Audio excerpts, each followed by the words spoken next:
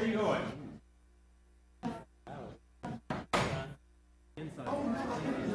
Hey, Dennis. Inside voice.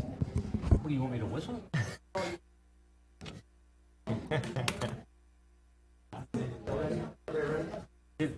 Councilman. What? You're not fixing to leave, are you? Hold steady. I understand. I'm cue him. Okay, cue him, but don't go nowhere. Okay. All right. Councilman, we're just gone live. 5 seconds. When you get started. 3, 2, 1. Welcome to the Metropolitan Council zoning meeting, Wednesday, December 6th, 2023. The rules for conducting such public hearing are as follows. This is a public meeting in accordance with Title I, Sections 1.2C, 9, and 1.7A of the Code of Ordinances. All items on this agenda are open for public comment. Members of the public desiring to speak on a particular item should refer to a meeting agenda and complete necessary information prior to the meeting using one of the monitors outside the Metropolitan Council chambers or by filling out a request to speak card indicating which item you wish to speak on and place it in the designated location prior to the meeting. Once the item is announced, each person's name who has completed the card will be called on to speak for the amount of time so designated by the pro tem. The proponents will speak first, then the opponents. Each speaker will be allowed not more than 3 minutes. The speakers are requested to limit their remarks and to avoid duplication in their presentations. The proponents will be allowed 3 minutes for rebuttal. The Metropolitan Council members may ask questions and make comments in accordance with applicable law, but are urged to cooperate in an effort to spend no more than 30 minutes on any one zoning case. We'll have our call to order and roll call. Ashley, do we have a quorum? We have a quorum. We'll move to item 1. A video will be shown on this prior to the public hearing. So I'll read item 1 into the record here, and then we'll play the video.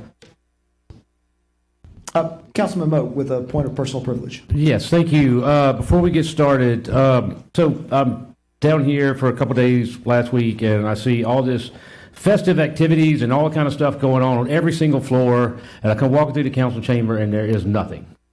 So, here we are trying to get in the Christmas spirit. I wanted to recognize some people before we get started and everything, but Dennis, and I spoke with Mr. Joe, and you got with Dennis, and the grounds crew and everybody else, but I wanted to thank y'all for the beautiful work that y'all did here in the council chamber and bringing the Christmas spirit and the blessing of the season to us and the public. So thank y'all very much for you and your office.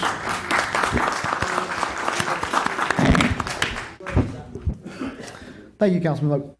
Item 1, PA-16-23, Future BR Update. Amending the Future BR, the 20-year comprehensive land use and development plan for the City of Baton Rouge and Parish of East Baton Rouge, parish-wide. Commission action, motion to approve, carried 7-0. We'll play the video now from planning staff. Staff started the process of updating Future BR for the second 5-year update. Staff began meeting with city parish agencies on progress and goals set forth in the current comprehensive plan. And over the past 5 years, staff tracked changes, development trends, and public comments. Initial updates to Future BR's elements and adjustments to the Future BR land use map and major street plan were shared with the public during the initial round of public outreach. To assist with this outreach, the Planning Commission enlisted the services of Franklin and Associates for further public engagement and workshops. A total of 9 public workshops were conducted throughout the parish. Press releases were shared to encourage people to submit comments and attend workshops. Multiple TV and radio news outlets provided coverage. The website offered an introductory video, a survey, proposed changes to Future BR, and a platform to submit comments. Changes to Future BR have been tracked and posted on the website throughout the year, and all comments received have been addressed. Major updates to Future BR in 2023 shifted the focus from expanding motor vehicle capacity to enhancing public transportation, biking, and walking infrastructure. The updates also aim to increase the availability of affordable housing, attract new businesses, generate employment opportunities in high-growth industries, and invest in renewable energy to improve efficiency and protect the environment. These changes are reflected in the 9 elements of Future BR, including land use, community design and neighborhoods, transportation, economic development, housing, environment and conservation, parks and recreation, public services, and infrastructure. Each element's narrative was updated to include new images, current conditions, statistics, and graphs. In addition to the elements, Future BR encompasses 3 maps that consist of the Future BR land use map, the major street plan, and character areas. This update includes proposed modifications to the future land use map and major street plan, such as designating East Baton Rouge school properties as institutional and Breck properties as park. Additional changes from the public comments can be found on the future land use map as well. Adjustments were also made to the Industrial and Employment Center future land uses after careful reevaluation. The major street plan was updated to include Move BR projects that were not part of the major street plan. The character area map remained the same, however, the downtown character area was revised to ensure allowance of single-family homes in the core of the city.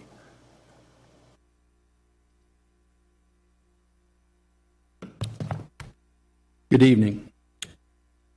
This is a 5-year update of Future BR. At first, I'd like to recognize our planning manager, Jeffrey Leuenberger. As most of y'all know, he deserves a lot of this credit. He's here tonight. He and his staff, Jasmine Thomas, Caroline Morse, and Marie Hopkins, I'd like to thank them for their hard work in coordinating this effort. We've spent most of this year and even going back into parts of last year on this 5-year update process. We've had 9 community open house meetings, several presentations to various community groups across the parish. Over 125 people attended these meetings. We've received 110 comments were submitted, and 410 survey results were also received, bringing the total number of people that participated to the plan update to more than 500, more than the previous 5-year update. An overwhelming majority of comments and feedback we received resulted in changes to this plan. Other changes involved eliminating duplicate and out-of-date material. In addition, staff examined each and every parcel of the parish to ensure that appropriate land use designations were placed on the future land use map. The planning department at this time is recommending approval based upon successful public outreach and the need to update Future BR to changing conditions, eliminating redundant and inconsistent provisions, and the examination of land use patterns at a greater level of detail. I also want to note that we've received comments and support from the Baton Rouge North Economic Development District and also from the Federation of Civic Associations. I'm here, as well as Jeff and my Assistant Planning Director, Gil, will be happy to answer any questions. I also failed to point out, I do need to acknowledge the support from the IS department. They were instrumental. Eric and Warren, who is previously retired, worked hard throughout the year in providing updated maps for our workshops and those public meetings. We also had a dedicated website page where all of the information was posted, and we did receive comments through that page as well as out in the public. Thank you, Ryan. We'll open the public hearing for item 1. Anyone from the public wishing to speak on item 1? Seeing none, we'll close the public hearing and move to council members. Councilwoman Banks. Thank you. I'd like to make a motion to approve the Future BR plan with the exception of removing 3 items. And they are in reference to the rail station master plan. I think it's on page 17.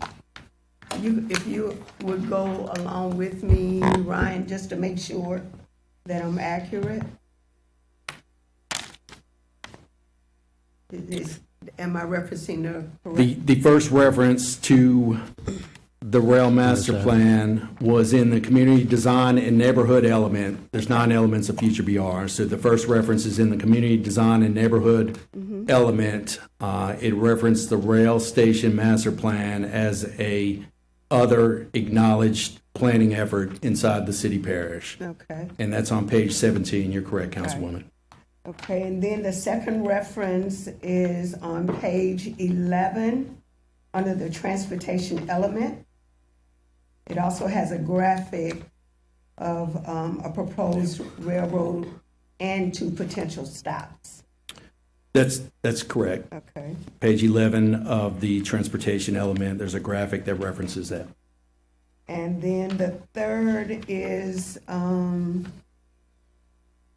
In the Community Design and Neighborhoods Action Item 2.2.3, support the implementation of the rail station master plan to provide reliable and efficient transportation options and to connect residents to economic opportunities. Those are the three references, all from the 5-year Build Baton Rouge plan.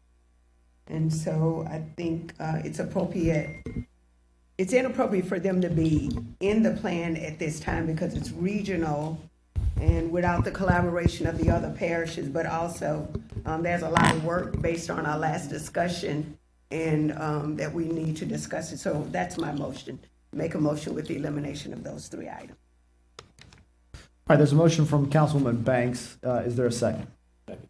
Second by Councilman Dunn. Objection. Mr. Moak, you have the floor. I've been putting my objection in. Do we have those items that we could put up on the screen by any chance? I didn't ask for it earlier because I didn't know which part that would be in. I wish Fred was here. It's really kind of different. It doesn't have anything to do with it. I apologize. What's that? I was just saying it doesn't. It may take a minute. I'm going to see I if know. staff I thought she was addressing me. I'm sorry. No, You know my mic always Councilman on. Moak has the floor, and if we would keep the, let's No, keep I don't think she back said and anything forth bad. not I just going. didn't know if she was addressing me and I didn't hear it. I apologize. Fred's not here. Does this affect, by taking these items out, does it affect the deferral or anything or the plan that is coming before us in that's coming up before the council meeting? Also, if we leave this in, does it still affect the decision that we need to make on the other stuff? Or it's just a future BR plan. It's nothing that's actually going to be enacted on, is it, Ryan? I mean, it doesn't say, okay, the train station is in the future BR plan. It's planned on this stop, this stop, this stop. Just by being in this plan doesn't mean it's going to be done. It's generic references to the future potential work of the rail station master plan. There was a document that was put together by Build Baton Rouge in 2019. The last 5-year update of future BR was done in 2018. So again, these three references were simply updates referencing and including potential planning work that had been done in the parish since 2018, the last 5-year update. The plan would stand on its own. Without these items, I do have some potential concerns about potential grant funding opportunities with the removal of this. So if we leave them in, just as a reference, it doesn't mean that we got to go forward with it, or the public expects us to build a train station next year, or anything like that. And again, I totally see what you're saying, Councilwoman Banks. As far as the reference to it and whether we might or might not do it, or and I hope it doesn't, by being in there and where it's at. Maybe your concern is it locking into that place or anything like that? I'm not sure. Yeah. I guess I should. I know we had great discussion about going to the airport and things like that, and so on. But I have concerns about taking this completely out. And like you said, with different references and stuff, I wish Fred was here that could answer to some of this also. So I would ask my fellow council members first, just let's be careful in doing that. And if Councilwoman Banks would like to use the rest of my time on this 5 minutes, she's more than welcome to. All right, thank you so much. So I didn't get into the nuts and bolts of the reasoning, but for one thing, I would like to refer to me speaking with Ryan and him indicating that this does not impact anything at all because it's just a statement, including the grant. Also, the grant is not a locked-in grant for a rail station. It's for public transportation. So that could be CATS, that could be a trolley, that could be several things. And our discussion, what we had last time, it was only a discussion. It wasn't an item that was that we would be voting on or anything like that. It isn't even something that has come before the Planning Commission. It was. Councilwoman Banks has the floor Okay. because you gave her time. From what I understand, but again, it is as you see, it'd be redundant to say it matters and then it doesn't. And based on what Ryan told me several times and pointed out these to me, that it does not impact. So now I'll get into the nuts and bolts that I was going to avoid. What makes this different? So there are only 3 small area plans that the council have approved. That is the Scotlandville Community Strategic Plan, the Health District, and Imagine Baton Rouge. All of those are the only ones. They were done in 2011, 2016, and 2019. So theoretically, those are the only plans that we are obligated to do. Based on the community and the council members that were involved, and I haven't heard any council members say that a rail was part of a conversation that they brought to this body in any shape or form. So based on the council resolutions and things that holistically would impact our whole community, there is the Baton Rouge Lakes Master Plan, which is within the region of Baton Rouge, the Choctaw Corridor inside of BatonRouge, downtown. Councilman Banks, that's the end of Councilman Moak's time. I'm going to give you a I'll few take more mine now. seconds to finish up. Well, we're on his time. Okay. So I'm going to give you 10 more seconds or so to finish your thought, but if it's more appropriate for you to jump back in line to So finish. when I made the motion, I didn't use all mine because I don't know Yeah, how that absolutely, but works. it's still Okay. his time, Okay, so we can- So I could just add mine or what? I don't know. If you would Okay. try to finish your thought All right, in okay. 10, 15 seconds. Okay then. The Melrose East, Mid-City, Northdale, and Standard Heights, Old South Baton Rouge, Nicholson, Northgate, Zion City, and Glen Oaks. All of those are community within the city of Baton Rouge that each one of these council members could put their finger on. The rail station is a regional plan that Baton Rouge itself cannot alone approve. It has to be Baton Rouge, it has to be Ascension, and it has to be New Orleans. So Baton Rouge can't it doesn't make sense for Baton Rouge to mention a plan that has not been vetted regionally. Thank you, Ms. Banks. Okay, now I can add mine. Well, we're going to put you back in the rotation. So- All right then. Yes, ma'am. Thank you for helping me. I did. Councilwoman Rocca. Mr. Holcomb, if you don't mind coming up, please. I'm sorry. I just have couple simple questions. Is it possible that if this is taken out, that it will impact any federal funding or grants that may be available to You're on the us? record.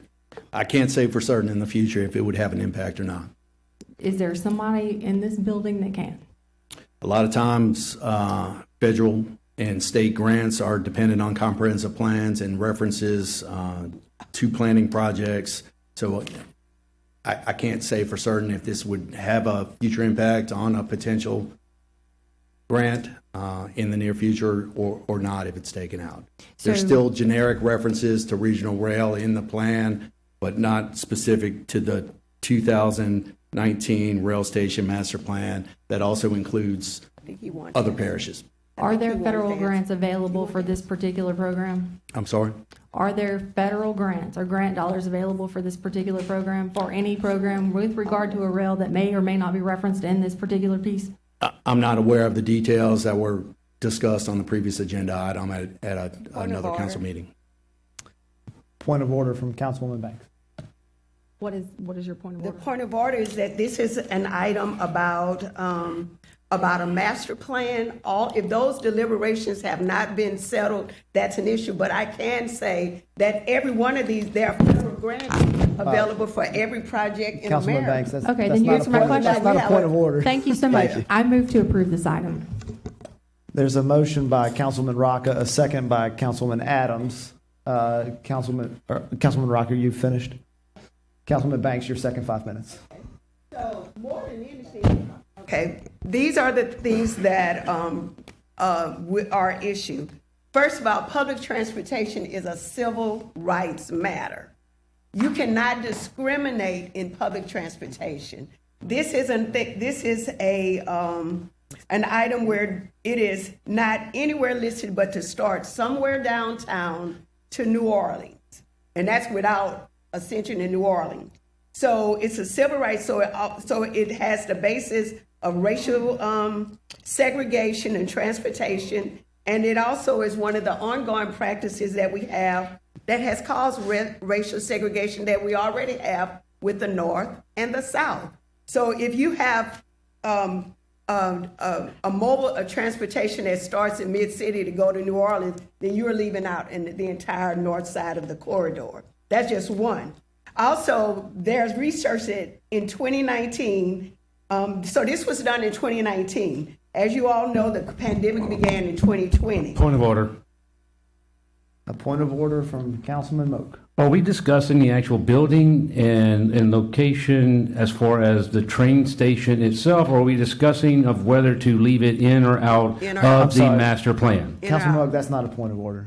Councilman. I'm trying to figure out, are we on point here? Are we, Yes, she is germane to the topic right now. Councilman Banks. That's a concern that he couldn't see that. Okay. The pandemic. Since the pandemic, all the research shows that social distancing measures have dramatically reduced public transit ridership, leaving transit agents with massive revenue shortages, and it's still unclear how long it would take a transit to recover and whether transit will emerge fundamentally transformed for better or worse. So what that says is that if we include this without anything that references a plan or data, remember this is 2019, where people don't even want, except an airplane, want to be in any communal public transportation, it's going to end up being our bill. And again, it has not been vetted. That is the major thing. The last thing is it does not address the challenges faced. So remember, we're using the Bill Baton Rouge data. The challenges faced by small business owners as a consequence of development of a new rail station along the corridor of the Baton Rouge Ascension, New Orleans, by unpacking mechanism of commercial displacement. Who's going to pay for that? Plan does not address displacement, relocation costs, responsibility, nor does it provide a broader perspective on topics not focusing not only on the businesses where between the stations, but also those along that line. Communities that are that are rail dependent, like Baton Rouge, we're not rail dependent. It says that when we read the research, it says that train travel becomes more expensive and less flexible because folks like to be able to stop at the Walmart, pick up the dog, get gas, grandparents. So if they're so eventually, yeah, it's gonna be sexy at first and fun, but then people gonna return to their cars, and that means they're gonna have to have cost sharing measures, which will be subsidized and throughout the country. Eventually, local government, not federal grants, local government and taxes on the residents is what's going to happen. The last thing, okay, then it says, this railroad plan referred to future ban will increase a continuous and sustainable growth pattern that will further trigger or accelerate gentrification in low-income metropolitan areas such as Old South Baton Rouge. Throughout history, it actually is so common that there's a name called transit-induced gentrification. So there are, we have this metaphor on the other side of the tracks. So what we'll have is basically historically what we always had, decades of discrimination, policies and racism, but also the power of infrastructure to cause itself, to segregate itself. Look at the racial maps of Baton Rouge, the stark boundaries between neighborhoods, black and white communities, frequently denote an impassable railroad or highway or historically uncrossable avenue. Infrastructure has long played the role in reinforcing unspoken divides. That's what this would have. Walling off communities, containing their expansion so people would move to continue to move south and not spread out all over, including central. Physically isolated from schools, parks, and neighborhoods. The research, in fact, suggests that American cities are subdivided by railroads in the 19th century into physically discrete neighborhoods that become more and more segregated as the years go by. We will be paying for, it's just not something that our community has embraced. It's not been vetted. One person, one record, and one in Baton Rouge Area Foundation. Not one council member Thank you, has been Councilwoman a Banks. part of it. nor has the community. Thank you. Councilman Dunn. Thank you, sir. Council members, my objection to the item as it's proposed is in reference to the rail station master plan that's referenced in it, and in particular, the map. As we discussed in previous items, the map and the master plan does not extend to North Baton Rouge and connect to the airport. I'd like to see that happen. It doesn't happen, and it is not done in this plan. There was a commitment made to have discussions about that at the last meeting. To my knowledge, that hadn't happened with me.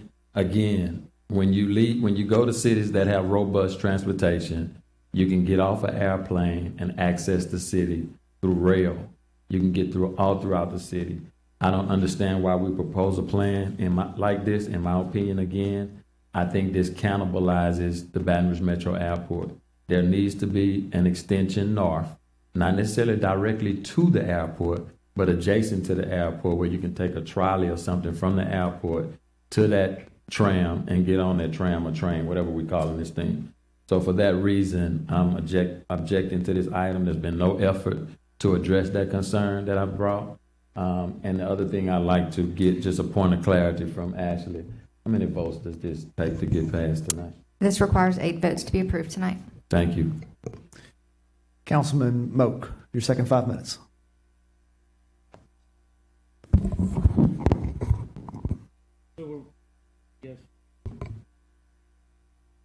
So we're wanting to pull it because it makes reference to the train master plan.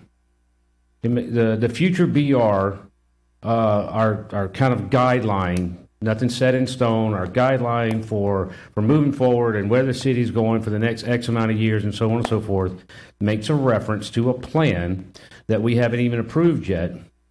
Would it be any different if it made a reference to building a twin-span Mississippi River bridge next to the one that we already have, and 8-laning the interstate all the way out to Highland Road and out to O'Neill Lane?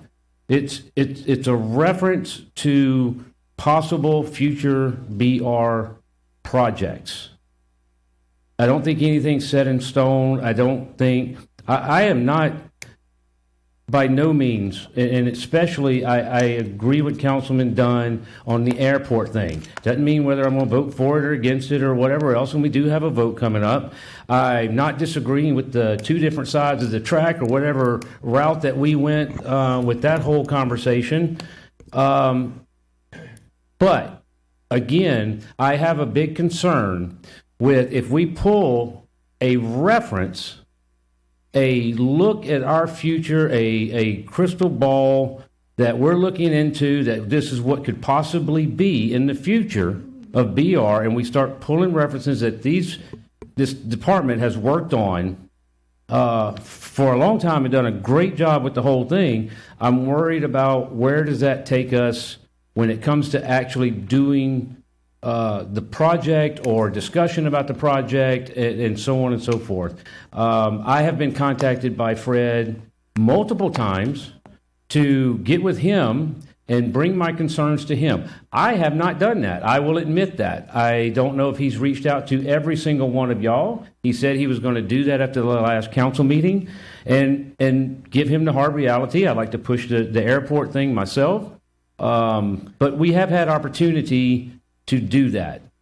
Focusing on just strictly this future BR thing, I would ask us to go ahead and move forward with what we have, and then, as that changes or as we go with the train system, which is going to be a big deal for Baton Rouge and surrounding areas, then we adjust from there. So I would ask for support to go ahead and pass it as is. Councilman Gode. Ryan, no, that's fine. I simply just wanted to commend the work that you and the team, Jeffrey in particular, and that team did. It's a lot of public meetings, a lot of public input. I had the opportunity to attend 2, if not 3, of the public meetings. Y'all did a great job promoting them. And so this is years with an S on the end of work. And so kudos to y'all on having it culminate with this. I appreciate all the work. And thanks for the IS reference. I'm glad that's a good partnership y'all have. Thank you. Councilman Knoll. I'll echo that as well, Ryan. I appreciate all y'all's hard work on this, for everybody involved. I certainly appreciate the one-on-one and reaching out and listening to my input on my area and listening to my people, and even coming to an extra meeting that I had to be able to showcase some of the plans to my people. So I certainly appreciate that. When it comes to the rail situation, I tend to think, by and large, when we're talking about the plan, our master plan and future BR, I don't think it's just that you're listing a possibility of something. I think this is saying this is something we're planning on and we're working towards. And I tend to think it actually is premature, because I think we're in the very early stages with discussion on that. And I've not had really in-depth discussion at all. And I tend to think our current public transit is underutilized. And I think this is in my mind, something we're going to be subsidizing sooner rather than later, and that's how I view it from my standpoint right now. So, if you ask me, I think it's absolutely premature to say we stamp it and say this is absolutely part of our plan to have this, because in my mind, representing District 1, I'm not sure that's something that we want to start subsidizing right away, and I fear that's exactly what we're going to be doing. So I'm not sure it's appropriate to have it in our plan. It may end up being that way, and it may be something we want to go after and start doing. And I think I agree, if we're going to do it, I absolutely agree it should connect to the airport. I think if you're going to have a bunch of different avenues for transit, let's connect them. That just makes sense. But the fact that we're even having that discussion and that part isn't ironed out tells you, again, that I think it's a little bit premature to put it concrete in our plan that's going to be solidified for another 5 years to say that we're doing this, absolutely, we're going towards it. I think it's premature. Councilwoman Coleman. Yes, sir, thank you. And that word premature is definitely a word that concerns me.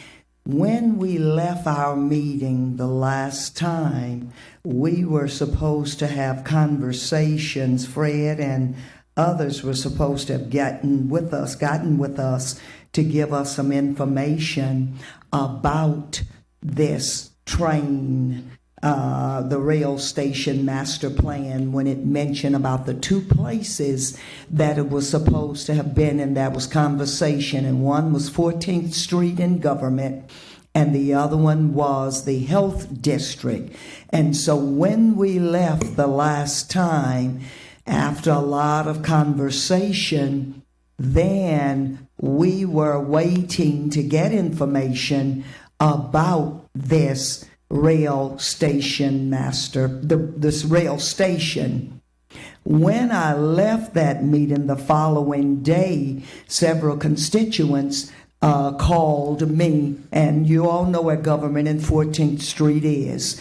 And so several of the constituents called wanting to have a conversation about this, but I could not have an intelligent conversation about this because I did not have the information that I needed to be able to do so. And I know that Fred is busy and all of this. And so I would agree with Councilman Noel saying that this is definitely premature and that we must consider inclusion, y'all, inclusion of everybody involved, and making sure that we won't be angry with ourselves, disappointed with ourselves with passing this. And even questions were asked last time about if this jeopardized the money. And so it was not a straight yes, but Fred did say, if memory serves me correctly, that he would get back with us, and I would think that he would have gotten back with us if this was something that would have jeopardized the grant process. So that's my story. Councilwoman Rocker, your second 5 minutes. Thank you, sir. All right, so we don't know whether or not it's going to jeopardize federal grant money. We do know that we want the train to go to certain places, but without the federal grant money, we may not have a train ever. So are we going to completely jeopardize the rail system because we don't know where it's going to go? We don't know when it's going to go. Or are we going to jeopardize the federal grant money and send it over to Mississippi because we can't all agree or can't all get on the same page? Fred Rayford is busy. I think there's several of you sitting in this audience that had him at 4 a.m. and looking at drainage infrastructure, and Fred was out there in the rain. I have other issues in my district where Fred has been present under overpasses and everywhere else. So if Fred didn't get this to us, it's by no fault of his own. So I don't understand if we want a railway. So there's so many schools of thought. First, I get emails saying, let's not have the train. We don't want to have to pay for the ongoing maintenance of a train. How much is that going to cost? How much is that going to cost the taxpayers? Well, if we don't explore it and don't have those answers, we can't give it to you. But I can tell you what it will cost us, federal grant money, if we don't use it. Okay, it could be allocated or contributed somewhere else. So to do our citizens, both in North Baton Rouge, South Baton Rouge, and everywhere in between, to look at those folks and say, this is an opportunity that we have, this is an opportunity that we can explore to make our city more modernized, more progressive, and move forward as a whole parish, then we owe it to our citizens to go ahead and explore all those options and have the answers as to whether or not the federal grant money is available, whether or not we are jeopardizing it with our actions tonight. And that is our duty as council members, to be informed before we enter into a vote and know those answers. Now, it's not Ryan Holcomb's job to stand in front of us and tell us about federal grant money. The people that are supposed to be doing that are not here tonight. So are there any implications, Mr. Holcomb, if we continue this matter until we can get those answers, so we don't jeopardize any funding that may be able to be given to this city that if we don't use, we absolutely lose? I'd be happy to agree to a deferral in an effort to have further conversations to get everyone on the same page and potentially amend language that may be problematic. How long would be your preference, sir? 1 month, if possible, to council zoning. Perfect. I move to make a deferral so we can make sure the train's going in the right direction to the right neighborhoods. We have the maintenance, we have the federal grants, and everything we need to make everybody happy, and that we're doing our due diligence to the taxpayers that we represent. So there's currently 2 motions on the floor, so no additional motions can be made at this time. Call for the question. I'll withdraw my motion, my original motion to approve, and I'll make a substitute motion to defer. Councilwoman Adams, do you withdraw your second and add your second? Okay. All right. So I'm just going to get my quick 2 thoughts, 2 cents here. I have some concerns about the original motion. The original motion is to approve but exclude the items with respect to rail station master plan. I think a deferral is a much better option versus that than just not have rail in the master plan at all. I find that very problematic. So that would be my way, that would be my preference moving forward. I'll read this again, and we can open the machines for voting. Councilman Moak, you have spoken twice, I believe. I just had a reference to you. I just got on the phone with Fred, and he's not sure either whether it would affect or not. Yeah. Thank you. Also, So the original, he did answer that at the last meeting. I don't know if I could say it or not. so the original motion is to approve but exclude the items with respect to rail station master plan, and the substitute motion is to defer to January 17th, 2024. By Rocca, seconded by Adams. Just a point of clarity, do both motions need 8 votes? No, the motion to defer only requires 7 votes. Thank A you. motion to approve requires 8. Council members, the machines are open on the motion to defer to January 17th. Yes, please.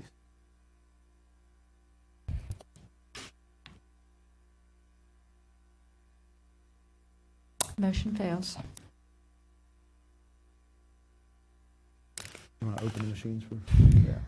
Machines are now open on the original motion to approve excluding the items with respect to the rail station master plan. Which one is that? That's your motion. Oh.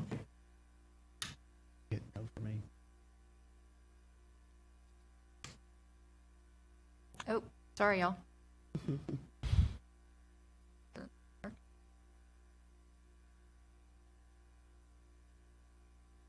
Eggnog, huh, Ashley? Yeah, right.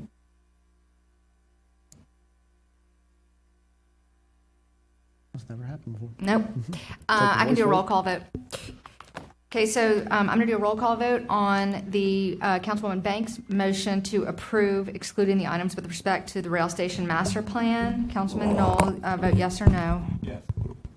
Ms. Banks? Yes. Ms. Coleman? Mr. Hudson? No.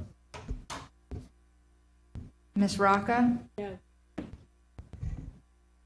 Mr. Dunn? Yes.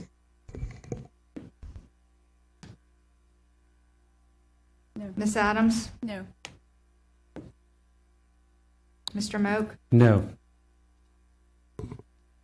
Mr. Gode? Motion fails. Council members, I'm going to make another motion for us to defer to January 17th. I really appreciate the conversation that we're having tonight and the conversation that we'll have at our next council meeting, I believe, where we discuss rail again. It is very problematic if we just let this item die, right? I think we all need to recognize that. Great discussion. This is a big item, and I'm definitely willing to work with everyone here to come to an amicable solution, but I want to be very careful that we don't paint ourselves into a very bad position with letting this item not get some kind of positive motion forward. Question for Ashley? You have a point of order, or Yeah, Mr. Pope? whatever it's called now. The question for Ashley. So we vote on the train situation on the 13th. That's what we deferred it to, correct? I believe that's correct. Whether we defer it again or we have a vote on the 13th. Yes. So, I mean, if we defer till January on this, we'll know, where it's going to be from there. So I would hope that we could get the deferral approved this time, because we'll know where, after the 13th, what we're actually doing with the train anyway. So, thank you. So there's a motion. Is there a second? Second by Moak. Do you have a point of order? Microphone, please. Okay. What I wanted to know is whether who are we getting requesting verification from? Because Fred would not be the end result on that answer. And because if he did, he already said in the last meeting that there has not been a grant, and that the grant is for public transportation, not necessarily it's only for the building of a what you call it? Station. Is not even for the train. It's just for the station, and it can only be used for the building of, right. So all those are additional expenses. So this does not impact a grant. It's not even the grant. There is no grant for a rail station line. Yeah, I think those are great questions that we can follow No, up. that's the answer. That's what he said. Okay. Thank But you. anyway, so I think we should just, and we can't get it from Fred, so I would like, on the record, who are we asking that information to come from? This is a federal grant. What federal grant person are we asking? Dwight. Are you asking me a question? I thought you were giving an Yeah, answer. I'm just saying, when we make this motion, who do we got it, don't we need to specifically say? No, it's just the motion is simply to defer until January 17th. And council members can ask staff questions however they like. Do we have another point of order? Yeah, to answer Councilwoman Banks' question, if I may. I don't, that's not a point of order. Okay. So there's a motion on the floor with a To second. make a statement on hers, okay. There's a motion on the floor with a second to defer to January 17th. We'll take another roll call vote because we're still rebooting the system here. So Ashley, if you would. Mr. Knoll? Yes. Ms. Banks? What we doing, deferring? Motion No, to defer no, to January no, 17th. No. Ms. Coleman? No. Mr. Hudson? Yes. Ms. Rocca? Mr. Dunn? No. Ms. Adams? Yes. Mr. Moak? Yes.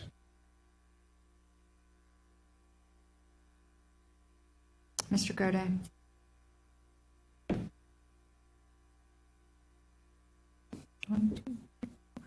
Motion fails. You're going to have to move on. All right, we move on to item 2 and 3. We're going to take these together. Item 2, PA-15-23, 7300 Greenwell Street, to amend the comprehensive land use plan from park to commercial located on the south side of Greenwell Street, west of Loring Drive, Council District 5, Hearst. Commission action, motion to approve, carried 7-0. Item 3, case 66-23, 7300 Greenwell Street, to rezone property from single-family residential A1 to light commercial 2, located on the south side of Greenwell Street, west of Loring Drive, Council District 5, Hearst. Commission action, motion to approve, carried 7-0.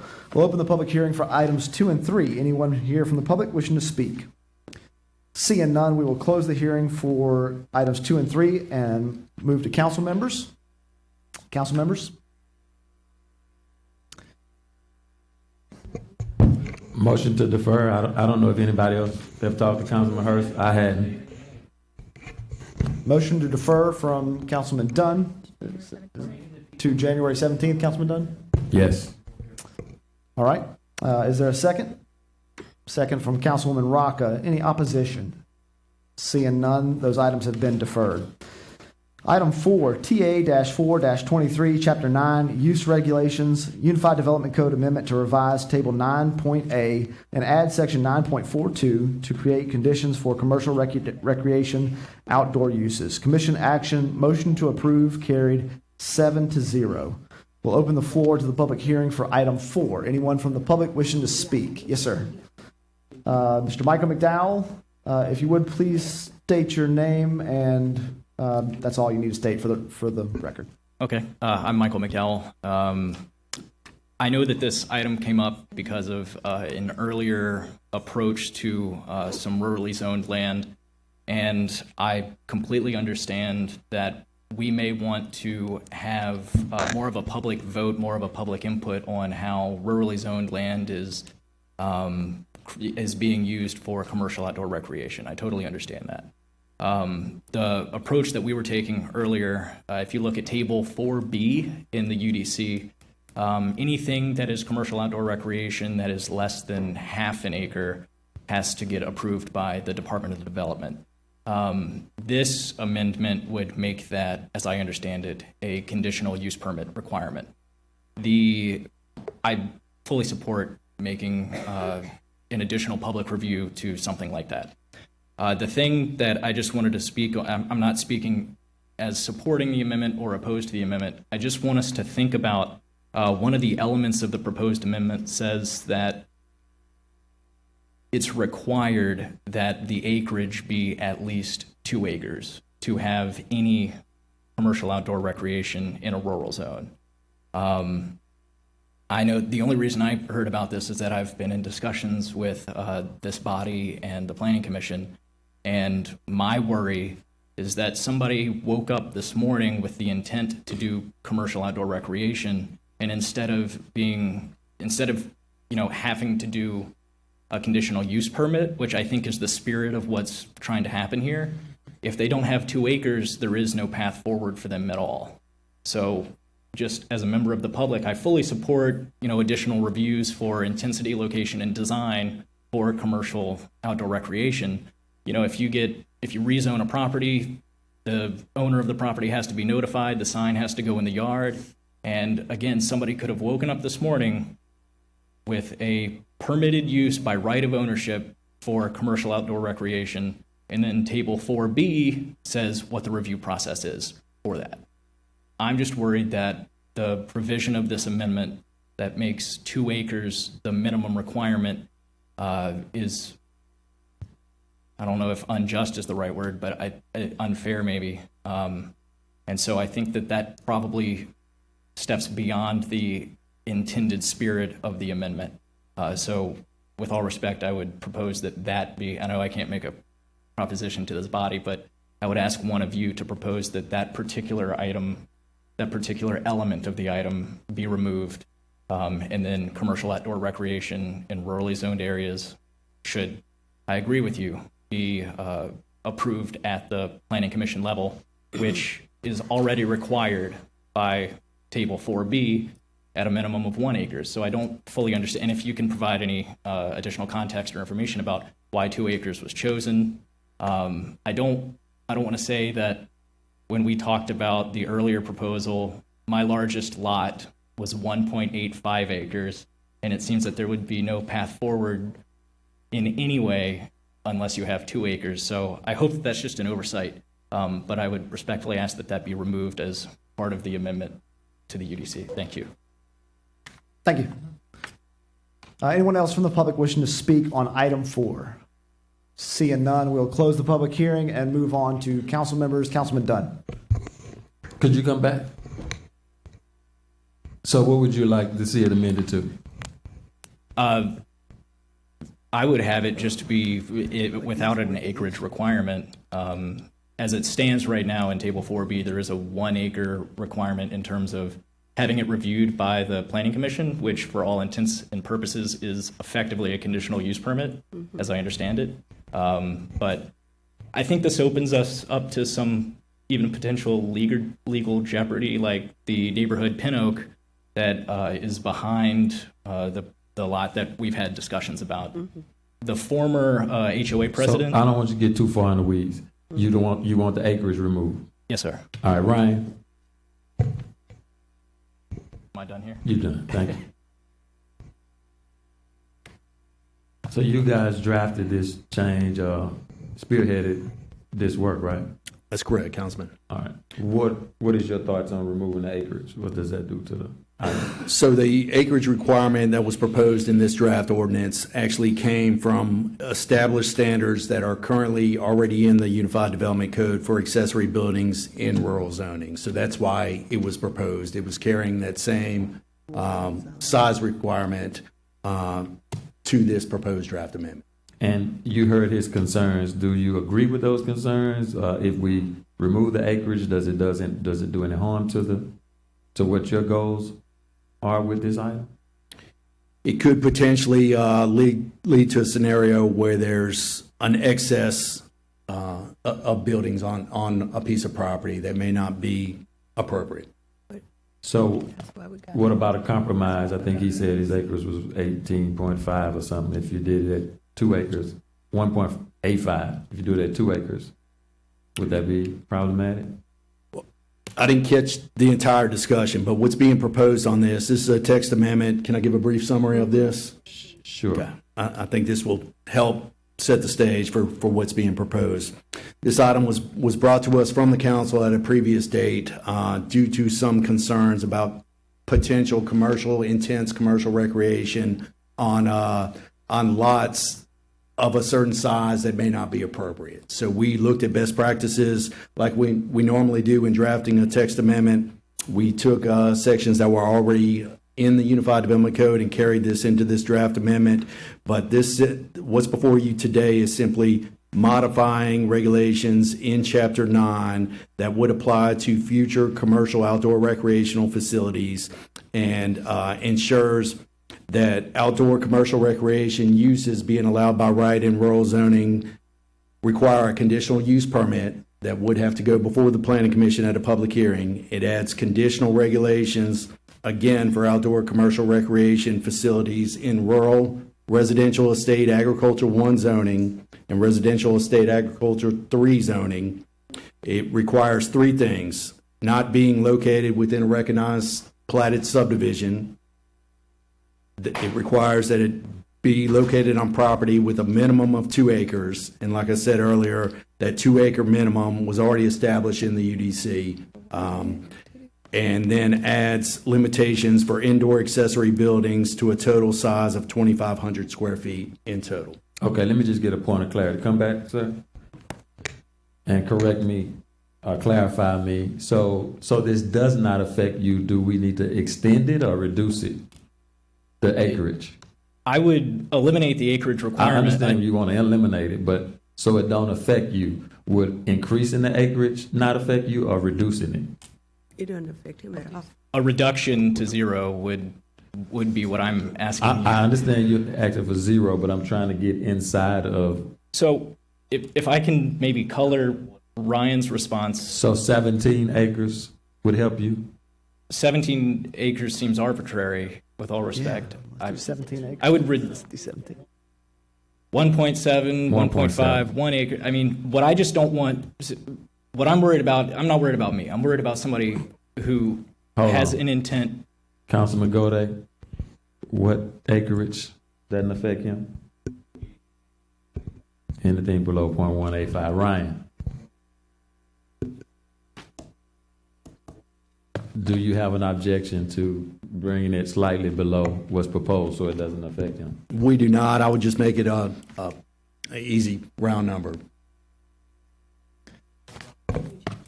What would that number you propose, that, so it doesn't affect him? 2 was being proposed, but I don't have a preference.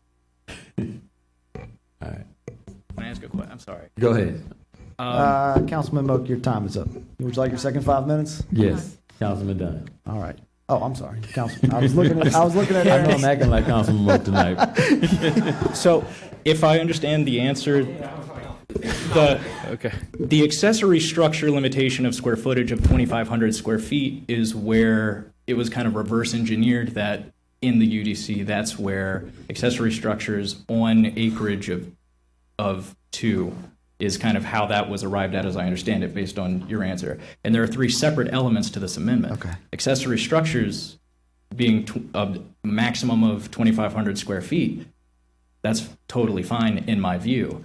It's just it being, if you have 1.5 acres or 1 acre, it doesn't take a lot of acreage to create a commercial outdoor recreational space.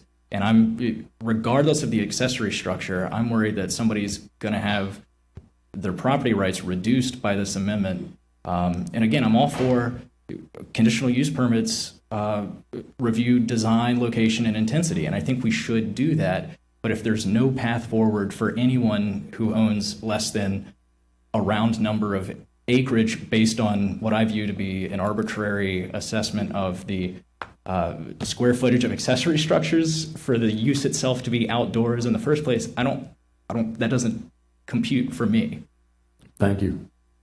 I'm simply trying to entertain a amendment to reduce it or increase it, whichever one is needed. I understand it's a reduction, so it doesn't affect you.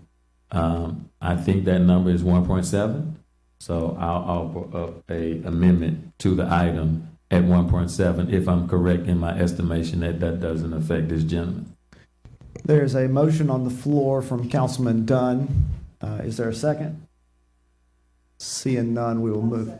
All right, second by Councilwoman Coleman. Councilman Moak. Yeah. I think he said it a few times. None of this is affecting him directly, and we know what project he brought before us before, and so on. So it's not going to affect that project or anything.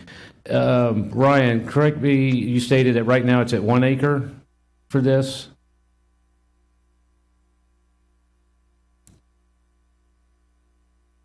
No, there is no current acreage requirement right now. This is brand new, a proposed amendment for commercial recreation in rural. A 2 acre requirement, we borrowed that from another section in the code for 2 acres where the minimum requirement is 2 acres. That's how we came up with that number.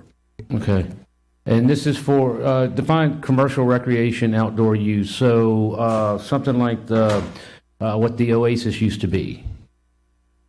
Would that be something that could be put in this 2 acres or 1 acres or 1.75 or whatever we approve tonight? It could be in the middle of a outdoor rural area? Volleyball, it could be outdoor, any type of commercial With the sports structure? recreation. It could be horseback riding where there's a commercial aspect to it. It could be batting cages, paintball. Okay, so the problem, I'm guessing the problem came about with no whatever, every time somebody wanted to do a recreational facility, whether, and I guess the first thing that comes to my mind is something like the Oasis where they're serving food and they're doing volleyball and stuff like that, commercial recreation, and they're trying to build it in the middle of a residential neighborhood instead of an already zoned commercial area. We've dealt with this a lot. I know the 2 acres sound like a lot, but it's more protection for that rural residential area. I I know in my area, we have a lot of we have larger lots. It's not that hard of a deal to do 2 acres or so on. I get the discussion of trying to reduce it or whatever. But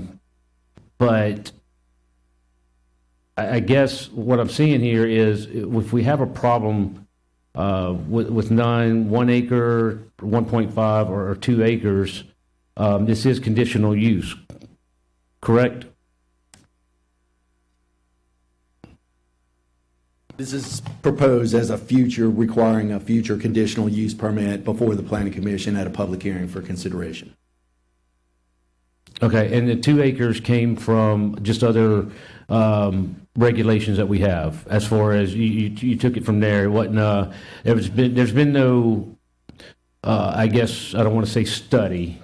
There's been no history. Have we looked at our history of what people have asked for of something like this before this requirement, and what kind of land use have they asked for? No, we did study this. It came to us from the council. Council asked us to study this and propose a text amendment for consideration. And we came up with the 2 acres. As an appropriate size of a piece of property to potentially have commercial recreation uses where it would not have a drastic impact on the adjacent neighbors. Okay, I'm gonna go back and reference the project that we passed a while ago that the gentleman was not speaking about, but would that have affected this? Would this ordinance passing right now have affected that previously?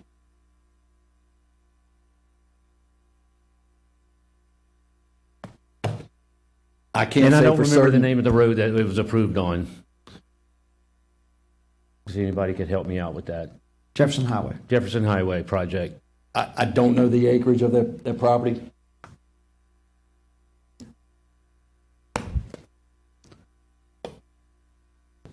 We actually submitted a building permit application on, there was a 1 acre, it's 2 tracts. There was a 1 acre tract and then the 1.85. So this 2 acres would not have affected you? It would have required that that application. Council administrator is expressing some Concerns concerns with about that? being germane to the topic. Thank you very much. Okay. That's all I have for right now. Thank you. Councilwoman Banks. So Ryan, so what are all the different kinds of accessory structure, or can you name 4 or 5? So accessory structures would be potentially a garage apartment, a storage facility, a concession stand. I think that's 4 or 5. Yeah, that's good. Thank you. So if we change this, we would be requiring someone who may want to add a snowball shop to their business we would be denying them if it's less than 2 acres, correct? No, ma'am. A snowball stand is not a commercial recreation use. Okay, a gazebo. That's not a commercial recreation use either. Why not? Those are buildings. This is a commercial recreation facility that has requirements for accessory structures under the commercial Are we regulating use. the accessory structure? To the addition of an accessory structure? No? As it relates to commercial recreation uses. So what made me say the gazebo is because there's a chapel that is interested in adding, it's a commercial chapel, a wedding chapel or whatever, and they're interested in adding a gazebo to the back.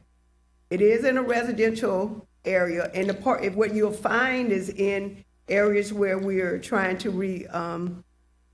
revitalize a lot of the commercial structures, because we didn't have this good future BR and zoning. They are in the midst of regular residential areas, but a lot of them are not on 2 acres. The matter is probably not even an acre. So would this impact the small white chapel that is interested in a gazebo? They're probably not on a half an acre.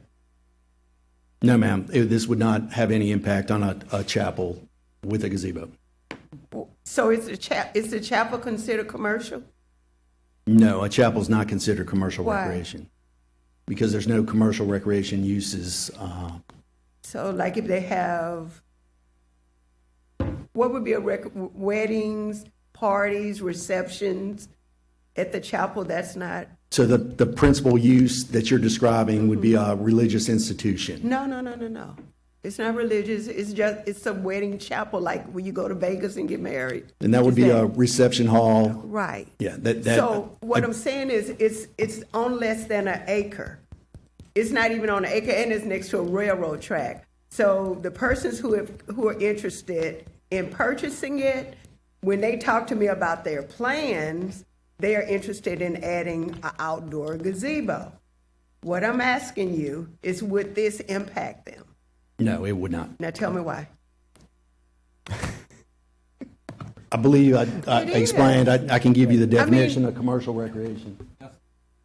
Yeah, I understand it, but, okay. Give me an example of the, because I'm thinking activities, all these activities go into the chapel, but that doesn't mean that's what it is, correct? Planning, the zoning on that property, we would consider that as a religious institution as the principal use. They would be allowed to have accessory uses that support the principal use, but they would not be the principal use on the property. How about our community center? A community center, if it's owned by the city parish and operated by the city parish, would be exempt from zoning. From all, and break two? All of those? That's correct, yes, ma'am. Only if it was by how about a nonprofit? A nonprofit would have to conform to the zoning requirements. I just hear all these people who are coming to me trying to revitalize our community, do game rooms, and I know they're not even on an acre, so I'm concerned. I'm sorry to annoy you, but I'm concerned that I'm going to be limiting the ability of these businesses to explore, because in the older communities before that was permitting and everything, they all of them are in subdivisions. They're all around community, and there's several recreations that's been done in Cleve's area. You have Greenwood Springs, right? And they are all right around subdivisions. So that's my concern. How it's going to limit our ability in the older communities to revitalize, because we don't meet those restrictions of what you might see in the southern part of the parish. So any existing facilities would be classified as And I guess I'm clarifying the fact that it needs to be zero and seen on a case-by-case level. We are adding a jurisdiction that's going to eliminate a lot of older owners. So, Councilwoman Banks, you want your second 5 minutes? so I'd like to make a motion that Start at 5 minutes. that we deny this, just based on the fact that I don't think I'm concerned about us eliminating a lot of businesses in older communities. So that's my motion, to eliminate it. All right, there's a substitute motion from Councilwoman Banks to, yes, Councilman Dunn had a motion to approve already, right, Councilman Dunn? Or no? I did at 1.75. Okay, yeah, he did, you stepped off. So is there a second for Councilwoman Banks' motion? All right, second from Councilman Coleman. Can she second too, motion? Yeah. She seconded Cleve. Got it. All right, so no second for Councilwoman Banks? All right, Councilman Rocca. Mr. Holcomb, I'm so sorry. It's like you're in mass today, up and down, up and down. As you come forward, sir, my question is simply, for existing structures, is there a grandfather clause? Are people grandfathered in, or is this going to go, are people going to have to form new applications? Can you explain to us what that process looks like? Because I know this gentleman came before us months ago. So can you tell us a little bit about what that impact looks like? Yeah, as always, any existing facility that exists prior to any new regulations being approved and on the books would be allowed to continue. It'd be classified as a legal non-conforming use. They could continue.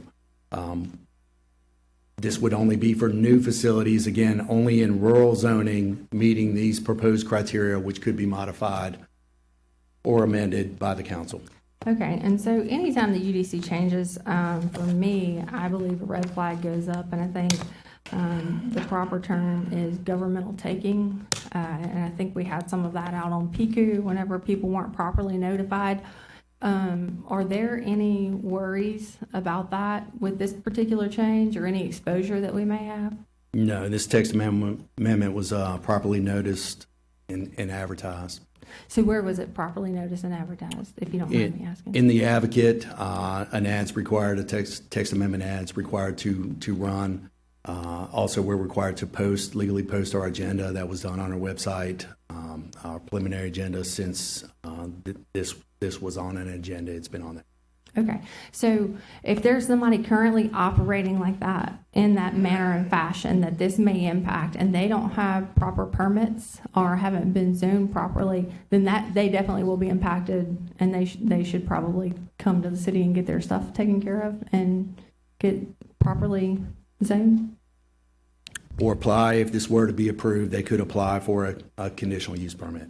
Okay, thank you for that clarity. Councilman Knoll. Mr. Holcomb, if you can just give us a handful of examples of commercial recreation outdoor uses so we can make sure we have some clarity about what we're talking about exactly.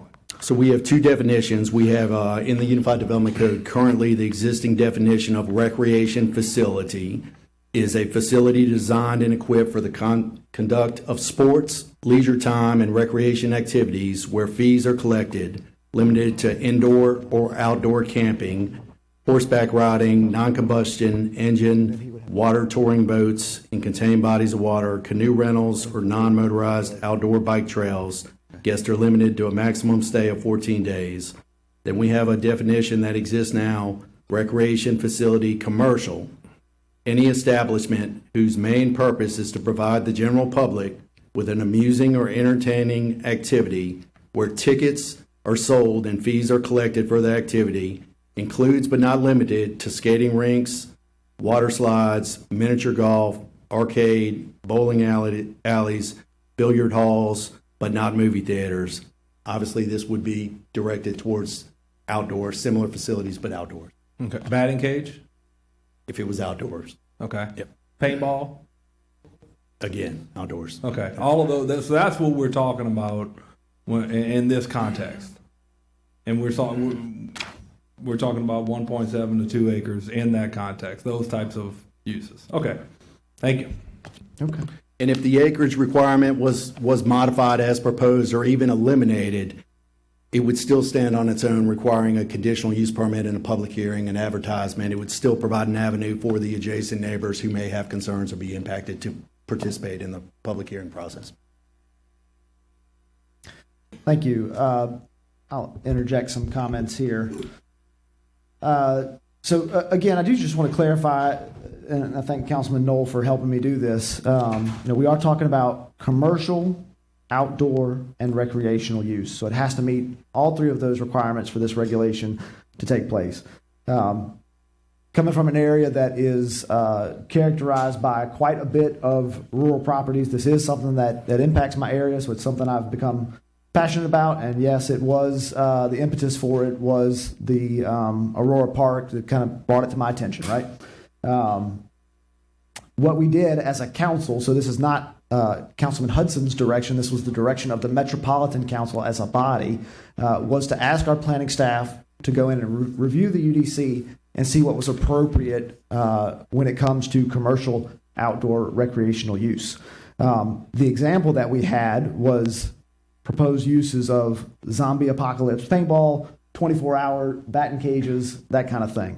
Can be very problematic for areas that are adjacent to subdivisions, can be very problematic for commercial neighbors, all sorts of things. My concern with the proposed amendment from Councilman Dunn is that it's arbitrary in nature, right? We've just sort of set out this one thing to address one issue that someone has brought to us. I did not ask planning staff to do any sort of particular acreage requirement or anything like that. I simply had the idea of requiring the conditional use permit because I felt it was appropriate. We were already requiring it for event halls and that sort of thing, so why not require it for this? They wanted to keep the code consistent as they look across the code, keep it consistent, and have that 2-acre requirement. So I think it would represent a best practice. I would ask you, this impacts my area quite a bit. If you have a lot of rurally zoned property out there in your districts, this definitely impacts you quite a bit. I think Ashley also mentioned the standard effective date after we pass an ordinance is 2 weeks. So if anyone out there, regardless of who it is, if you still want to go and file for a permit, you still have 2 weeks to go out there and get your permit before this will take impact. So I think it does present an opportunity. If you're concerned about this, if you feel like your rights are being taken away, you do have a way to address it. But to be clear, nobody's right is being taken away. You absolutely can still do commercial outdoor recreational use. You just have to apply for the cup, assuming that you are above 2 acres. Yes. So I think that represents a best practice, and it addresses a lot of issues for us who have a lot of rurally zoned property. I will make a motion to approve as it's written. Do we have a second? Second by Councilwoman Adams. We will vote on, Councilman Knoll, do you still want to speak? Okay. We will vote on the substitute motion. I'm gonna pull my original motion. All right, thank you. Is there any opposition to the motion to approve? Seeing none, item You have 4. Ms. Banks. Objection from Councilwoman Banks. There's only one. Item carries.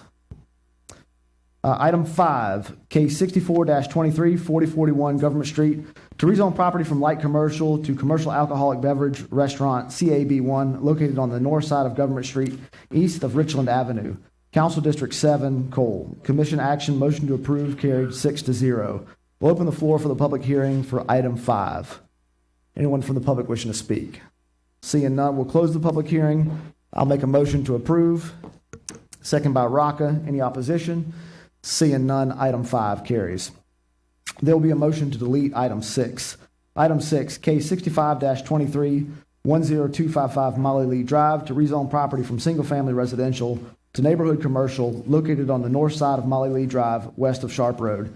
Council District 6, done. Commission action, motion to deny, carried 6-0. We'll open the floor to the public hearing for item 6. Again, this item will be deleted. Seeing none, we'll close the public hearing. Councilman Dunn. Motion to delete. Motion to delete, second by the chair. Any opposition? Seeing none, item 6 is deleted. We'll take items 7 and 8 together. These items will require 8 votes to approve because it was denied at the Planning Commission. Item 7, case 63-23, 205 Kimbrough Drive, to rezone property from planned unit development to single-family residential located on the west side of Kimbrough Drive, south of Menlo Drive, Council District 12, Rocca. Commission action, motion to deny, carried 8-1. Item 8, PUD 1-23, Benton, formerly the Village at Magnolia Woods, concept plan revision to revise boundary limits and rezone property from single-family residential A1 to planned unit development located on the north side of Highland Road, east of Magnolia Wood Avenue, Council District 12, Rocca. Commission action, motion to deny, carried 8-1. We'll open the floor to the public hearing for items 7 and 8. Anyone from the public wishing to speak? We have proponents first. We'll have proponents first. Are you a proponent? Yes, that's right. Proponent list, or does it matter? Hey, State your name for the record, please. Ty Gose. Yeah, thank you, Council, for your time tonight. I know that we've visited with this on this project before. We're very excited about it. We've engaged with the community significantly throughout the process, and our knee jerk is really to dive into all the good things and positive things that we've done. Tonight, though, I'm going to stay on task. The item is approved as far as the original zoning. And tonight, what we are asking for is a alternative connection to Magnolia Woods Avenue.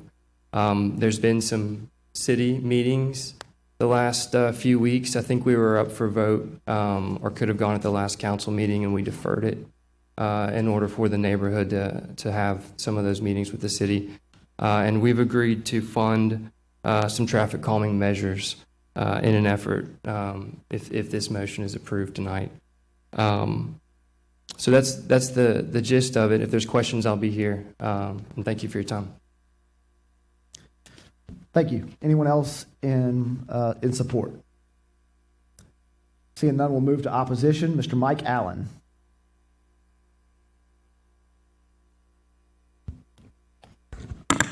Good evening. My name is Mike Allen, and I live in 223 Kimbrough Drive, which is in the Laurel Lee subdivision.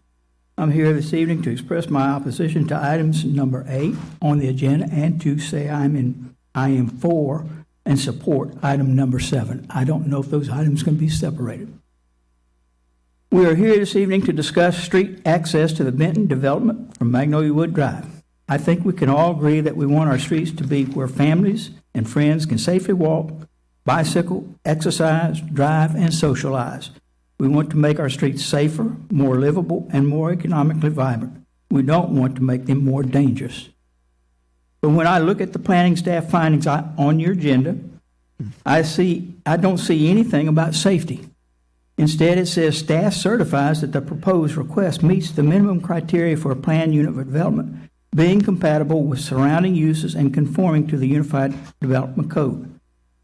Where does it say anything about safety and health of the neighborhood? Don't be a stickler for the law, but let us consider also the health and safety of those who are going to be using these streets. The streets in Magnolia Woods subdivision, for the most part, have no sidewalks, and the ditches along the edge of the street are deep and dangerous. There is little to no shoulder, and they were developed in the 1950s and do not have adequate subsurface structure to support a high volume of traffic. With the number of single-family dwellings planned, 77, I believe, in total, it is reasonable to conclude that at least 154 cars from just the residents will be exiting this proposed intersection daily. Add to that all the various delivery vehicles that will come into the neighborhood. It is not unreasonable to conclude that this total would be at least 250 vehicles per day, or perhaps more. This is a lot of traffic to add on to this small old street which was constructed in the 1950s. The street is narrow, about 18 feet, and some few inches wider in some places, and on garbage collection days it is almost impossible for cars to pass. Also, utility vehicles and yard maintenance vehicles park on the street while they work. It can get very full and tight in moving up and down the street. As I said earlier, we want to make our streets safer and easier to negotiate and meet the requirements of the law, not make them more dangerous. And I'd like to repeat that, not make them more dangerous. The proposed new intersection from the development onto Magnolia Wood will not help us achieve that goal. And because of these points, I recommend that you deny the request for item 8 and support the request for item 7. Thank you very much for allowing me to speak and for your time. Thank you. Annette Hebert.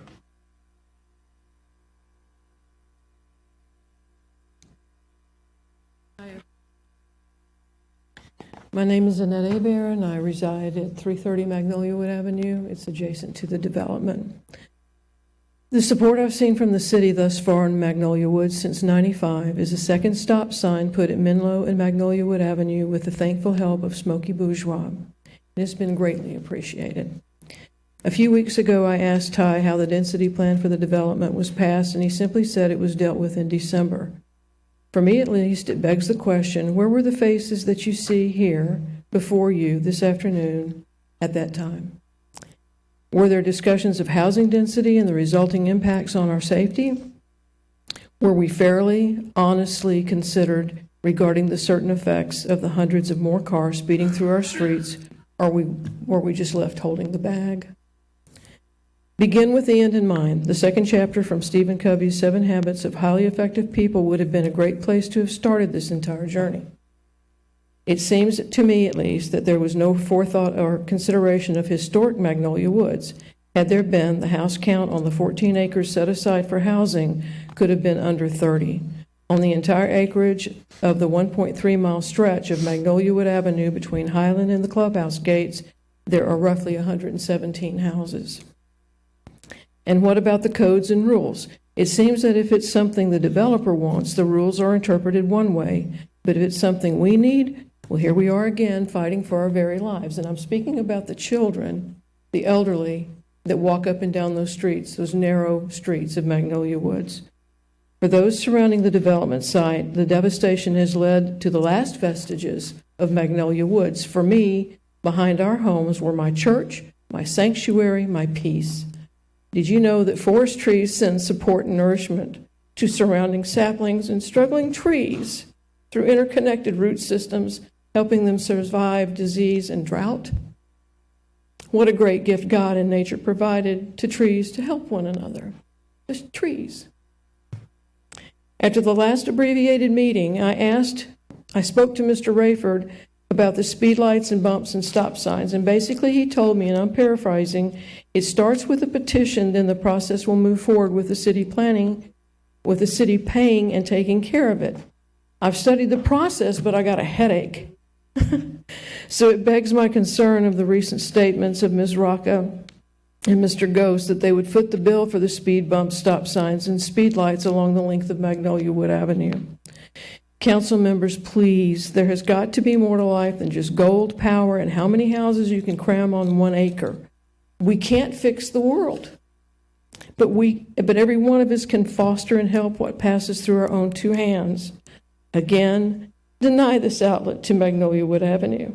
I truly believe the name Magnolia Woods, as envisioned by the original owners of this land, used in the name of this subdivision, is a travesty. Lives matter here, and it begs the question, what is a bridge too far? Thank you to every one of you for your time and your compassion. Thank you. Byron Rex.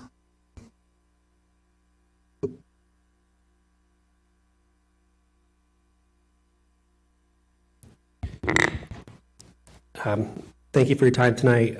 Today turned out to be a perfect day to have a meeting that addresses our 140-plus traffic and drainage signs that can be seen throughout our neighborhood.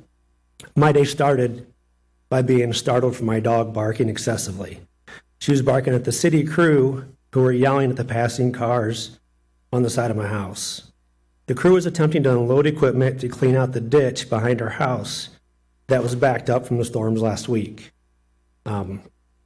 Being in construction for over 30 years, I felt the crew did everything correctly. Traffic cones were put in place, people were directing traffic, and parking the trucks and trailer in a manner that would lessen the damage to more expensive equipment, and most importantly, protect its people from being hit by the traffic. After 15 minutes of attempting to unload his excavator, the city employee had to give up. The total disregard for the workers was too great. They were forced to pick up and unload on a side street, losing the protection of a truck and trailer that would slow the speeding and or distracted drivers, for the hardship was too great. I could see the city employees were well trained to do things the same. To do things the same way, the same thing every day. The process establishes a routine that creates a safer working environment for its employees, all by being the same. The website for Benton sells itself as being part of a well-established neighborhood, being the same as our Magnolia Woods. Except Benton is not the same. Benton will have roads that wind to slow traffic, sidewalks for pedestrians, and no ditches to clean. And if allowed, a fast, straight route through Magnolia Woods to get there. Please do not create this hardship for us. The hardship, like the city workers encountered today, please don't allow this hardship of increased traffic through this old neighborhood. I don't want to be in the same position as the city employees and have to pack up and move out for the lack of safety and concern for me, my family, and most importantly, my neighbors. Thanks. Thank you. Anyone else in opposition wishing to speak? Okay. Miss Ella Digby. Please state your name for the record. Ella Digby, thank you. Connectivity of new developments is being cited as the main reason for this additional outlet. The city's tunnel vision approach to connectivity at any cost is what has created the problem we are currently in. Prioritizing anticipated concerns of new neighborhoods over the actual concerns of pre-existing ones is putting a Band-Aid on a gushing wound. So let's talk about what's bleeding. Since living on my corner the last 10 years, there has been a marked increase in speeding and cut-through traffic in Mag Woods. Cut-through traffic has always been my number one concern, but apparently not the city's. I have firsthand knowledge of this with my own attempts at speed reduction on my corner of Castle Kirk and Chandler. All three of my attempts at having it converted to a four-way stop have been denied. The most recent two occurred this year. The city cited the inability of my street to meet their metrics. Some of those metrics included having greater than 1,500 vehicles per day, average speeds reaching above 31 miles per hour, and an average of 300 vehicles driving by my house in an 8-hour window. Would any of you like to live and raise your children on a street where these metrics were actually being met? No, because you would basically, by the standards of the Federal Highway Administration, be living on the equivalent of a major service street, not a quiet suburban road. Nowhere in the Federal Highway Administration's manual does it take into account residential pedestrian safety. The metrics are designed from a traffic engineering standpoint only, and the city uses that terminology to justify denying its citizens additional safety measures. The explanation for my most recent denial in July stated, quote, "It does not meet the warrants, so approving it could lead to other liability issues for the city." What liability do they stand to incur by helping a citizen make her neighborhood a safer place to live for her children? I'm asking for 2 metal signs to help protect my kids. This kind of twisted approach, by placing the liability of the city over the liability of its citizens, is unconscionable. The developer has agreed to fund speed control measures in our neighborhood to offset the impact, but will the city approve their placement? In previous meetings with city officials regarding Section 13.3 of the UDC that states, quote, "The streets and alley arrangements must also be such as to cause no hardship to owners." They have made it clear that they do not consider the traffic and speeding caused by these outlets as hardships. If the city can use these broad sweeping metrics to deny one four-way stop after I have sent a letter of backing from the Magwood Civic Association, my own testimony with pictures of my kids, and an additional 2 pages of signatures in support, do you think that they will allow speed mitigation measures throughout the neighborhood based solely on projected concerns? I don't think so.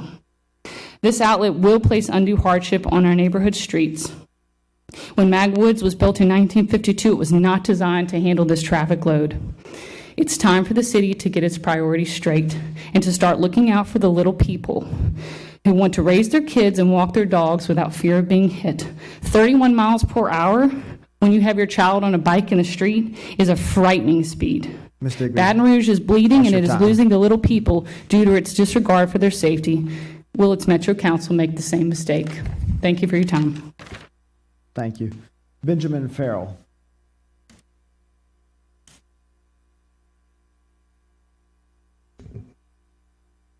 Good evening, guys. Ben Farrell, lifetime resident of Magnolia Woods. I think we should start by getting this woman a stop sign. This is a serious matter, and we need to pursue that outside of here. But as a point of reference, I am in support of the development of this land. I'm convinced that this pursuit has the potential to be the village center that our community has been missing. That being stated, I'm not in support of ill-thought processes or detrimental impact to our community's inhabitants and property. We are here to ask you to do what is expected.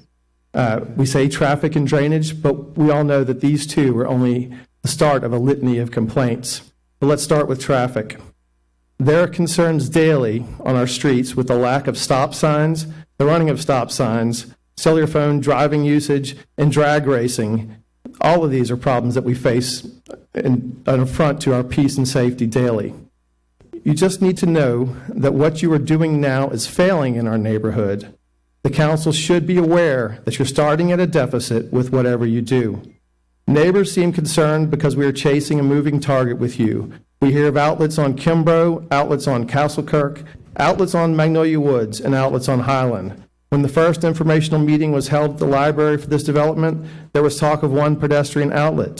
There have been so many configurations of access. there are claims that the improvements being requested are regulatorily required. However, neighborhood interpreters of the UDC understand the suggestions to be preferred but not mandated.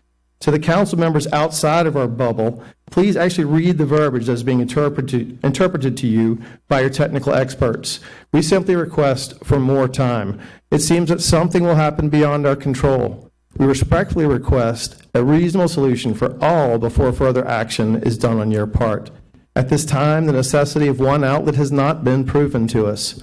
Someone will stand here today and say that it might be a necessity for fire truck access or safety.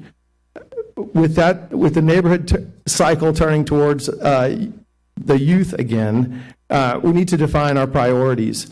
The daily safety of our children and pedestrians should supersede the occasional need for emergency vehicles on Magnolia Woods. Emergency access being the case, is an emergency access gate all that is needed. While not a desirable solution, if a fire truck needs access, it will get it. We may very well need an outlet, but when, where, and how? Is it possible that our streets will be even further compromised if there is no outlet? The potential for the wraparound effect, where impatient residents exiting the development speed through the neighborhood to make up for lost time, is very real. Neighborhood long-timers will scream when they hear of speed bumps, but do they work? There are a multitude of other traffic calming solutions. Have they been investigated? Some have been done to success on streets like Government. We are aware that there is not room for median islands with the current street width. However, there appear to be many more effective solutions that protect our neighbors and preserve the integrity. Mr. Farrell, that's your time. Yes, sir. I just want to say we're not ready for this decision. Thank you. Appreciate you. Jason Amato? Probably screwed that up.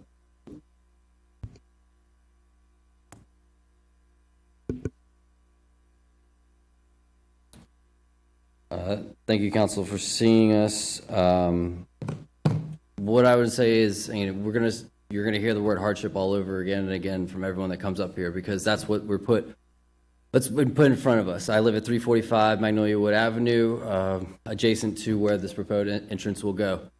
There are 6 other homes that lead up to it that have children under 8 years old. They play with my children.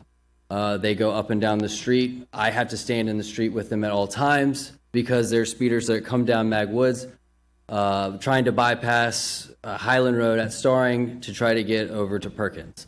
It's a daily thing. As many of my neighbors have said, the roads aren't wide enough.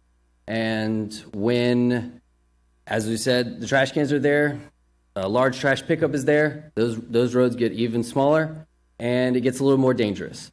So with that, we can't have more. And then with increased speed bumps, lights flashing, it's not a solution that works. If anyone knows of the Cloverdale right by Stanford, anyone can cut through Morning Glory and speed down Cloverdale. There are speed bumps there. Does that work? I would ask anyone that lives on that street. It doesn't work. We just saw, I give my own testimonials, other neighbors have said that, we see people running stop signs in the neighborhood. That's only going to be increased, and that's only going to increase more danger in the neighborhood. We just saw the future of Baton Rouge that didn't go through, and now we're looking at jeopardizing another major neighborhood in the city that you're going to see young people don't want to stay in anymore because it's gotten too dangerous, and they're going to move their families outside of the city. Is that what we want?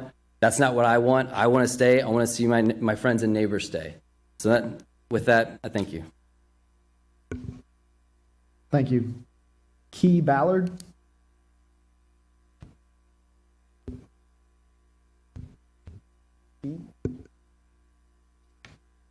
Yes, ma'am. Ladies and gentlemen, council members, I am Kay Ballard, like Way, Kay. Yes, ma'am. Thank you. Yes. I am, we've lived in Magnolia Woods on Castle Kirk for over 50 years. My husband and I built 2 homes there. Our children attended schools in the neighborhood. It was considered a safe, friendly neighborhood. We have many new young families that are moving in, and we're so glad to see it because some of us will eventually be out of there, one way or the other. And I would like to also reiterate bicycles, going to each other's homes to play. In the summer, Magnolia Woods pools, again, kids on bicycles. Very few sidewalks in the area.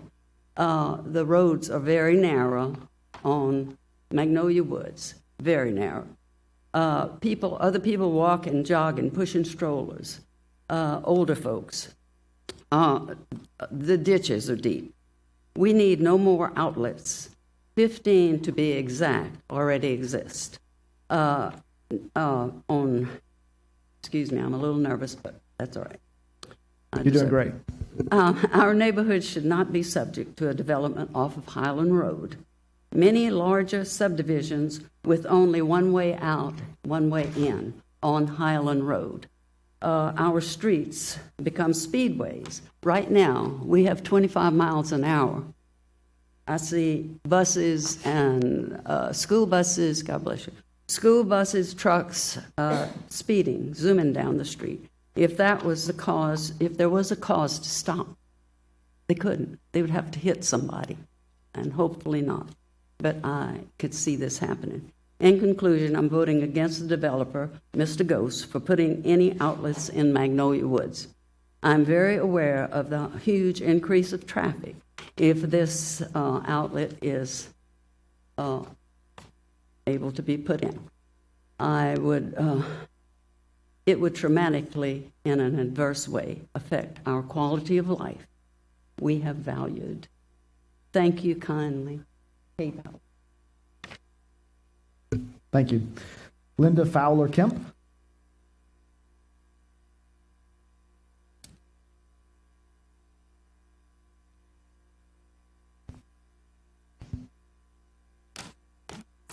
Good afternoon.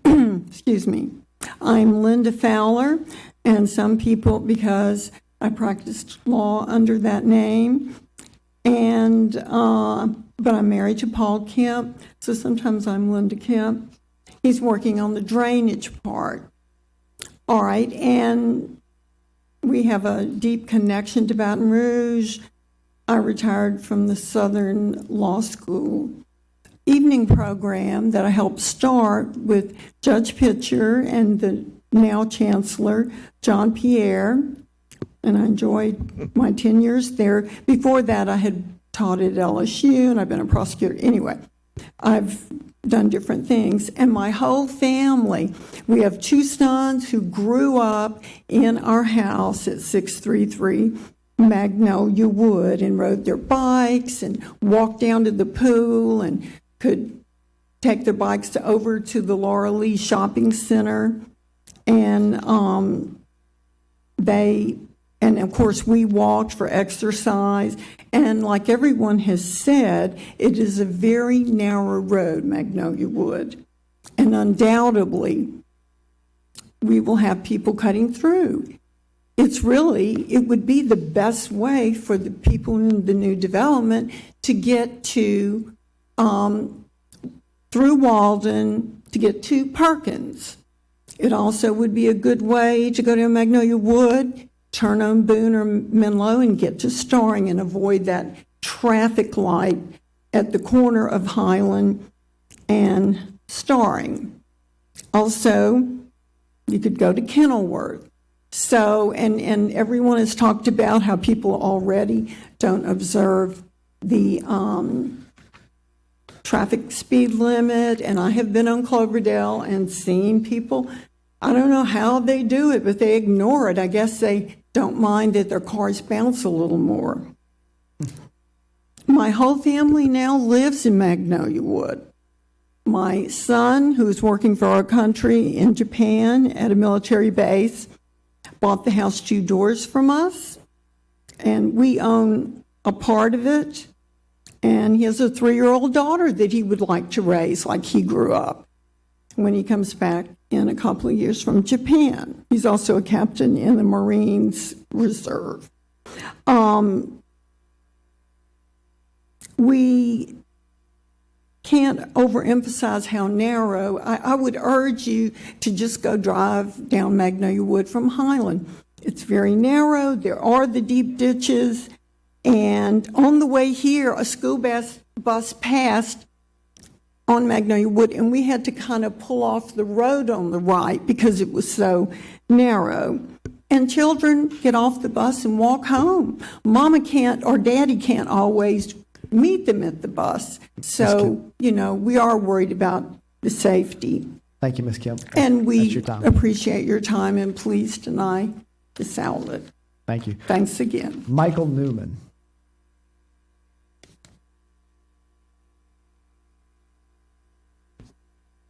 Guys, I'm Michael Newman. I've lived in Magnolia Woods for over 50 years, a longtime resident, and I got involved with this campaign with Mr. Allen because of what was going to happen to him on Kimbrough. And it really bothered me because he felt like he was going to be walked over because of the diesel restrictions and a judgment that he had from Sammy's, which is exactly what happened to him. The P&Z and Ghosts gave him the spuds and puds and all kinds of things that it was somewhat flying on a radar. We didn't pick up on it until Mike really looked into the details. There's some things that really bother me about this thing because I live in the neighborhood, and because I'm a landscape contractor, I understand marketing and marketing of a product. So I went to his page, but I did not go into his website because the page in itself really, I thought it was pretty bad. It bothered me because I see aspects of lies and deceit. That's marketing. I've got to push a product. He's got to push a product. So it's designed to foster a quality of life and a sense of community. Well, we in Magnolia Woods, we have everything. That's exactly what we have. It's a 70-year-old community, and it already has it. The Heart of Baton Rouge, and then there's this list of 5 minutes of everything to everywhere. And he's building all of this at the expense of Magnolia Woods and an outlet. We have 15 outlets in this neighborhood, in and out of this neighborhood. Now, they may not be exactly what connectivity is, but that's 15 outlets into our neighborhood, in and out. And with that comes a large amount of traffic. And with that, because it's growing right now, is that we're slowly and surely losing our 70-year quality of life in Magnolia Woods through traffic, especially with the addition of 300 cars a day. And this will speed up the process. We're losing our neighborhood. No doubt, Ghost is shifting the hardship and convenience, inconvenience, hardship, no hardship, or undue hardship. There's all these terms. But the bottom line, he's shifting the burden of traffic into our neighborhood. The burden is his and his alone. We don't want his traffic. So, I've been to a lot of these meetings, and the last one was last Wednesday. And with the support I went into that meeting, and I thought it was very interesting because I only requested 3 people, and I had, I think, 8 people from the city there. And so I felt like it was pretty interesting. I kind of liked it. I said, well, this is going to be a challenge. Meaning the city planners and the engineers and RACA support. Mr. Newman, that's your time. If you would, please wrap it up. Okay, well, the UDC is a guideline, not a law, nor a regulation, required regulation. At last Wednesday's meeting, RACA, East Baton Rouge Parish, and the powers that be were in unison, like a mockingbird, saying that you must do this, you must accept this. Also in unison was traffic is not a hardship. Thank you, sir. All right. Thank you, man. Appreciate you. Yes, sir. Do we have anyone else in opposition that wishes to speak? If you would, I'll come up one at a time. Come on, sir. Please state your name for the record. Yes, my name is Bernard Atkinson. I live on Castle Creek Drive with my wife, and we raised 4 children there. By the way, this is a yard sign. I think there are 170 of them or so. 170 people in Magnolia Woods have purchased these signs and have displayed them for months. They're against this development. My neighbors have said very well a lot of the objections I have to the development and the traffic and drainage problems. So I just want to say something a little different, that this development is out of character with Magnolia Woods. I mean, we have large lots, big trees, old growth trees, oaks and sycamores and all kinds of big trees. That keep falling down, though, because they're getting old. But he wants to pack, how many? 75, 79 different homes and little bitty lots. Add 8 condos, put some few little stores in the front. That's just not our character of our neighborhood. I would have no problem with this development if he just kept it in the same character. Take Castle Kirk, cut it straight through to Highland Road, and build like some 6 or 12 or 15 really nice homes and large lots like we have already, and sell them for $1.5 million apiece. I don't know what they're going for, but you get a lot of money for those. Instead, he wants to pack all these small homes on these little bitty lots, charge people a lot of money for them, and then make the rest of our neighborhood suffer for that. So anyway, that's all I have to say. I want to thank you for your attention and your time too. Yes, sir. Thank you. Anyone else wishing to speak in opposition? Yes, ma'am. If you still want to speak, if y'all would just kind of form a line in the back of the room, and we'll get you up a little bit quicker. Yes, ma'am. Please state your name for the record. My name's Katie Doran. I live at 316 Magnolia Wood. This development is right behind me, and this outlet's going to come out right next to my house. My main concerns are increasing traffic and degraded safety with the Magnolia Woods Avenue outlet. I'm concerned because the people on Magnolia Woods Avenue are majority elderly and young families with small children. I personally have 2 small children, ages 3 and 1. I know of at least 4 neighbors just on my block from Menlo to Highland Road with elementary age school children. This outlet is going to directly impact my day-to-day and my children's lives more than it already has.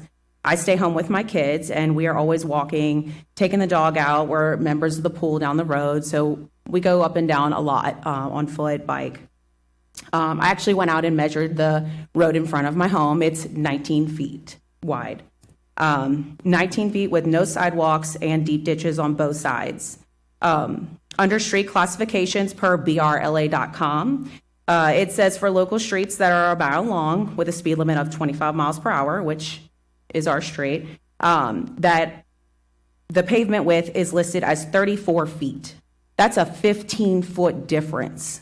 That doesn't sound safe to me at all. My family has almost been hit several times by cars speeding in the almost 2 years that I've lived there. We need to respect the fact that these streets are 70-plus years old and the infrastructure doesn't support this kind of development. So if you want to come into an existing neighborhood, you need to improve the neighborhood to support this. This outlet is also not the most logical decision because it puts traffic right back onto Highland Road where the other 2 outlets are, or even worse, all these cars will be coming through our neighborhood right in front of my house. Magnolia Woods, I'll reiterate, is 15 feet wide with no sidewalks and deep ditches. It can't support the amount of traffic from 70-plus homes and some businesses. I would love to be able to take my kids to the businesses and enjoy the green space, but we cannot safely get there. Please consider the safety of my family and the many families in this neighborhood and deny this outlet again. Thank you. Thank you. Please state your name for the record. Yes, my name is Sam Martin. I live at 8235 Menlo Drive, just down the street from this area, and I oppose any street outlet or supposed connectivity between this development and the rest of Magnolia Woods. The supposed requirement for this connectivity of having multiple outlets, and that's what they really are, it's not connectivity, it's a way for people in this subdivision or this new development to get out into our neighborhood, is in the UDC, supposedly, in section 13.3. But 13.3 doesn't talk about connectivity at all. It talks about connections, and that new developments need to make provisions for the, not connections, continuations.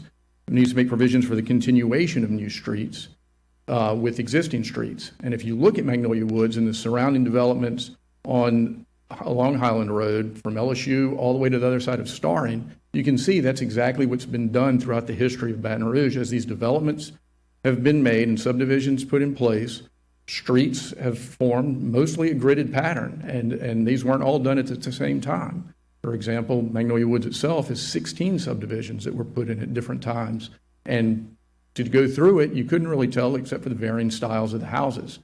What we're getting is forced, crammed development, not in the same character, same nature, exceptional density of population stuck in one area, and with the supposed requirement to have access and throughput through roads that weren't designed to have it. And you've heard all the other arguments. I've sent you guys a couple of letters that explain this, I think, pretty clearly. I hope that you guys have read them. And I implore you, please do not approve any of this supposed continuity or connectivity into our neighborhood until the issues of density and street connectivity and continuation are addressed appropriately.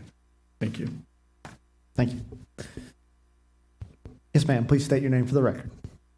Like, you don't know my name. My name is Jennifer Dietz. I'm a resident of Magnolia Woods, and I'm a president of the Magnolia Woods Civic Association.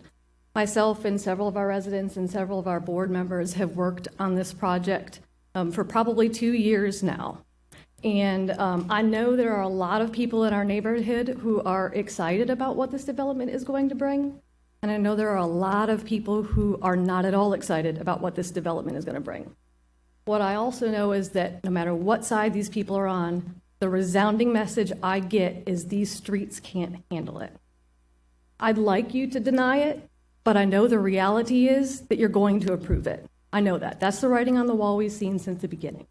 So what I urge you to do, if you're going to approve it, is please get these streets to where they can handle this for our kids and our elderly people and our dogs. Thanks. Thank you. Yes, sir. Please state your name for the record. Keith Armstrong, I live in the neighborhood. I would hope to disagree that this is a foregone conclusion and that there's actually some real debate going on here and some real consideration coming from the listening to the people that have come here tonight to express their concern about this, about number 8. Number 7 is not an issue. Number 8 is the issue. And I hope that please look at them and tell them that they haven't come here in vain because it's a foregone conclusion. Now, there's a whole lot of discussion about connectivity and get it. I think Mr. Newman addressed that issue with regards to connectivity, and I think Magnolia Woods has already done its duty there. There's no doubt about that. This is this development, I'm sure, is going to take place, but this cut through creates a hardship on Magnolia Woods, and there's no doubt about that. I mean, why in the world would anybody talk about traffic calming solutions? If there's not a problem, you don't need a solution, right? But there is a problem. And 13.3 doesn't do anything to save this project. That is, this cut through to Magnolia Woods. If they wanted to have it there and they thought it was that important, why not design that originally this way? Why? Probably would have gotten the same response it might not have ever gotten off the ground. So let's do it incrementally. Let's go ahead and get the project going, then we'll ask for a little creep. I hope that y'all will go ahead and deny it. Thank you. Yes, sir. Please state your name for the record. Good evening. My name is Ryan Betancourt, and I am one of the newer residents with younger children in the neighborhood. And when we were fortunate enough to find our home, we replaced a family that had been there for 40 years. And being outdoors and spending time in the community was a huge part of why we chose Magwoods. We ride bikes everywhere. We ride to Kenilworth Park. We joined the pool the first time this year. Lots of wonderful memories already beginning. I believe that when this first came before y'all, many of you were under the impression this was welcome. and it wasn't going to be an issue, that this was a capstone development that was going to fly through, be happy, everything's going to be fine. Most of the people that have spoken aren't completely against the development. They're against the development's impact on traffic and drainage. And if those things can be addressed, mitigated, many people in this room will become pro-Benton. We know that these are recommendations. The outlet, we know that you have the ability to make exceptions. We're asking that you do that. You've had many people here try to figure it out and give solutions, various outlet types. I've emailed y'all about that, having green space available for future conversion if there was a need for additional traffic. I feel like, it's either black or white with this, and it's anytime it's those hard options, somebody's going to lose. There has to be another choice. There has to be another way for this council and the city to work with this developer and work with the community so that our children's lives are not put at additional jeopardy. That's how we feel right now.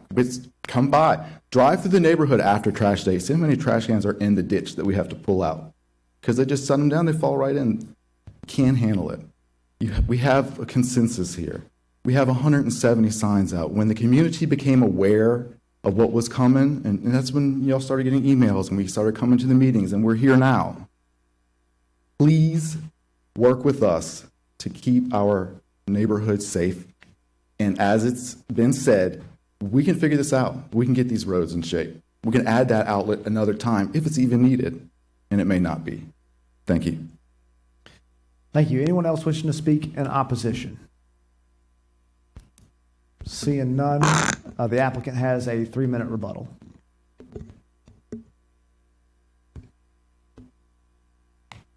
Thank you again for your time.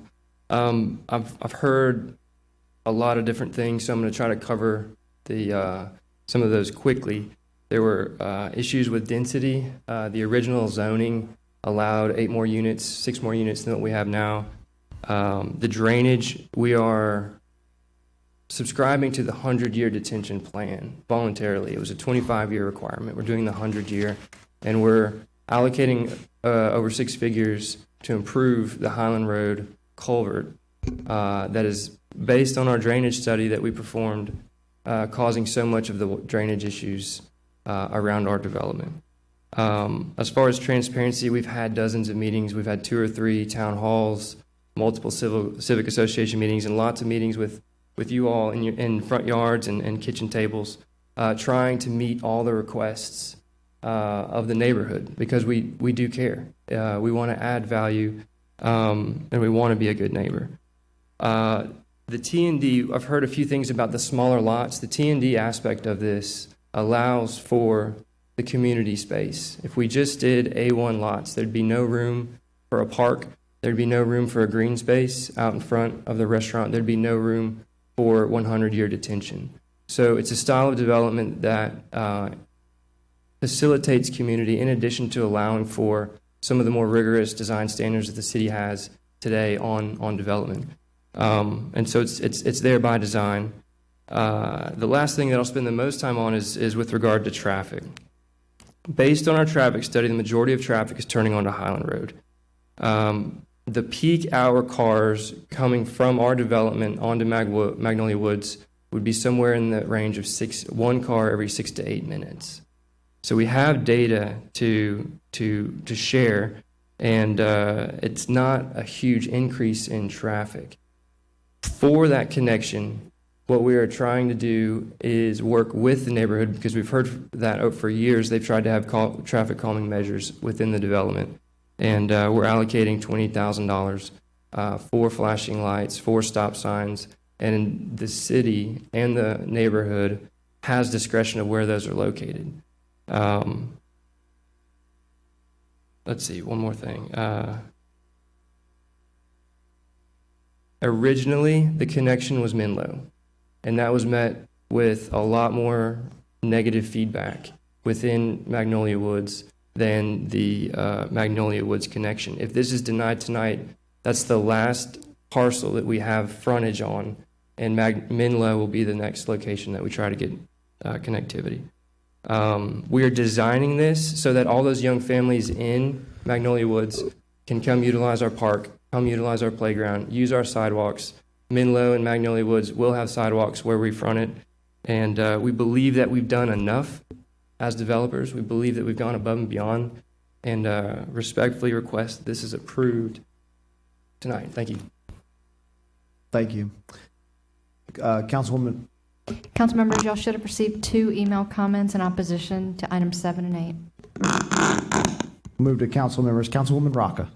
Thank you, and thank you everybody who came out and sent emails and letters and all the correspondence that we've received to both the Civic Association president and some of the folks that have headed up the efforts for Protect Mag Woods.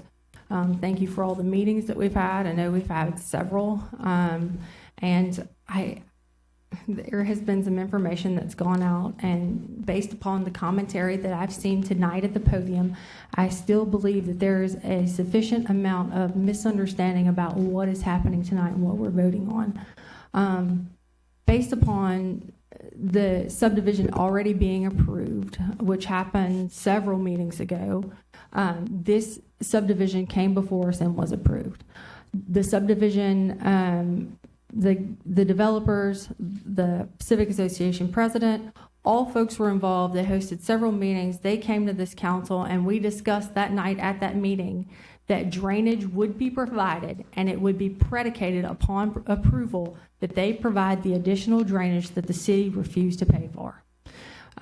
There's no doubt that we have issues with drainage and infrastructure in our city, and that those tax dollars are not always attributed in the place where we need to get those drainage improvements made.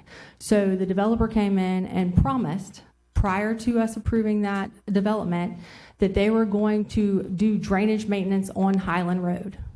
Drainage maintenance that is not tied directly to their neighborhood, not tied to yours, but it has a significant impact on what's going on. So as far as drainage is concerned, that's been done a very long time ago. Next, we have the traffic issue. And Ms. Dietz came up and said, I know that this has got to go a certain way. The reason why she knows it goes a certain way is because she's familiar with the UDC code, and we've had conversations about what that entails. It's not a foregone conclusion. In fact, I'm going to have Mr. Holcomb come up and tell us exactly what it means for an outlet.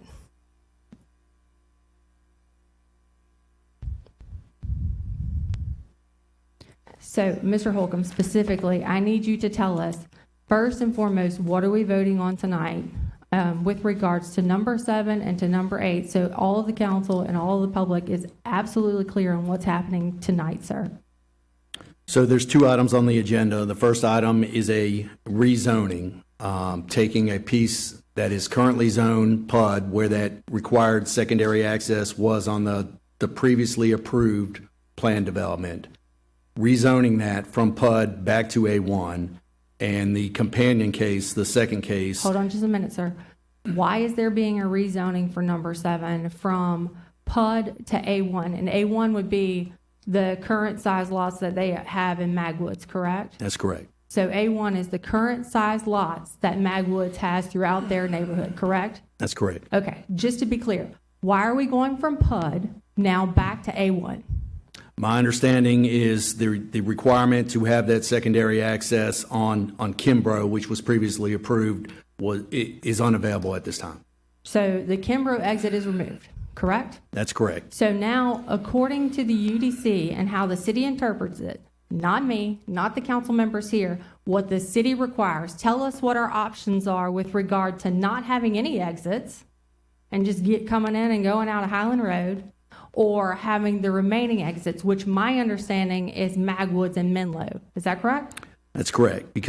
So tell me, is there any option, any exception, because we've been over this several times, any exception to where we don't have an exit into Magnolia Woods? No. Okay. So tell me, why is that?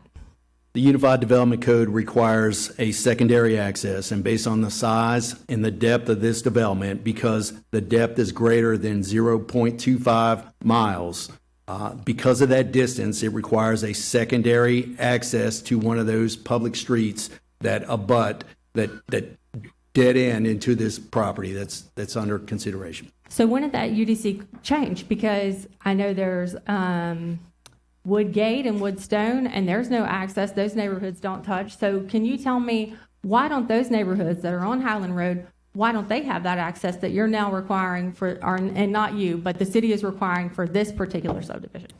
This requirement has been in the Unified Development Code for many years. Those other reference subdivisions were approved and developed many years prior to the development currently in the code. Again, that code requirement has been in there for many years. Okay. So the UDC changed. I know that whenever I first came on the council, and I've spoke to people about this in the past, there was Santa Rosa subdivision off Starring, and they did not want this connection, and they fought the connection, but there was nothing we could do about that one. Was that the same UDC code that we're applying here tonight? That's correct.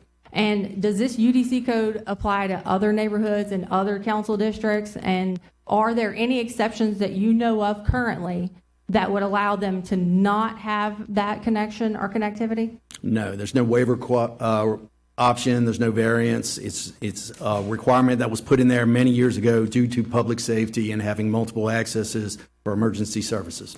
So it is the city's position in front of this council that we either have to approve Magwoods or Menlo, correct? That's correct. And if it fails tonight, does that mean that there's no connection? What happens if this fails tonight and we fail to vote on this? Because that secondary access on Kimbrough is no longer available, this item can only be considered with the access on Magnolia Woods. Okay, thank you. I know that you were present in these meetings, and I know that it's not necessarily your specialty, but I can personally attest to a couple things if you just want to stay around. So we have done traffic study after traffic study to put stop signs, to try to do any traffic mitigation matters from the city. What happens whenever we need a traffic mitigation matter, like the stop signs that this lovely couple up here and whatever other mitigation that we could possibly find, speed humps for them, what happens is the city does a traffic study. And so folks with the mayor's office and their traffic division, they send people out, they go and they collect data, they run strips. Mr. Fred Rayford said he's personally sat on their roadway to observe traffic that's coming in and out of their neighborhood. And then after they do that study, they submit that study to my office, and typically what has happened throughout the entire District 12, including Sweetbriar next to Ruzan, where we had another one of these connections that doesn't really work for the neighbors, is denied. Unfortunately, it is denied. So what we do is we go back and we beg and we plead for any type of traffic mitigation study, and then usually, typically, the response from the city is much like what we have with our drainage maintenance, and that is, the funds aren't available to put your traffic matters in. That we can't fund a stop sign. So we jump up and down and we ask, and the matter goes on and goes on and goes on, and we don't get that funding. And folks like you have traffic that goes in and out of your neighborhood. There's nothing we can do about it. So whenever we have new developers come in, and what I've learned, a grave lesson from coming in after the development of Ruzan, and that development that has interrupted a lot of folks' lives in South Downs, is you ask these developers for things on the front end.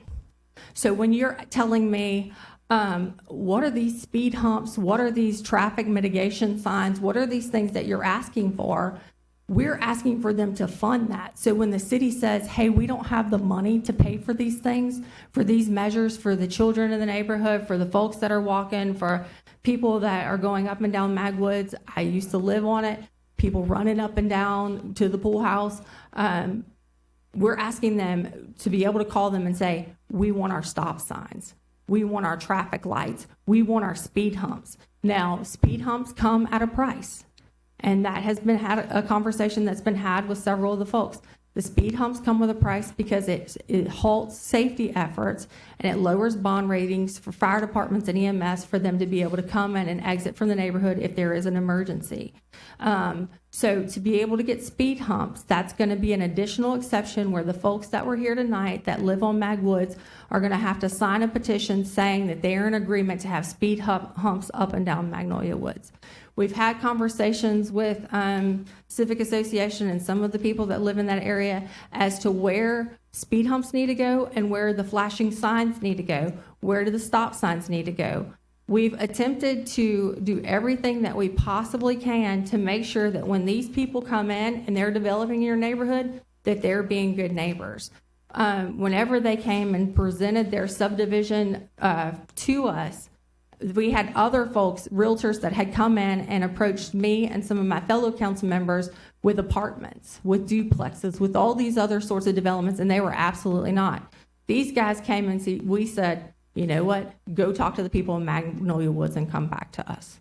So whenever they came back to us, they said that they had moved all of the exterior lots. So all of the lots that touch your subdivision, all of the lots that touch the lots that are currently connected to your subdivision to A1, to match the lots that are currently in Magnolia Woods. Is that not true? Did that not work out, guys? Is that accurate? Please answer.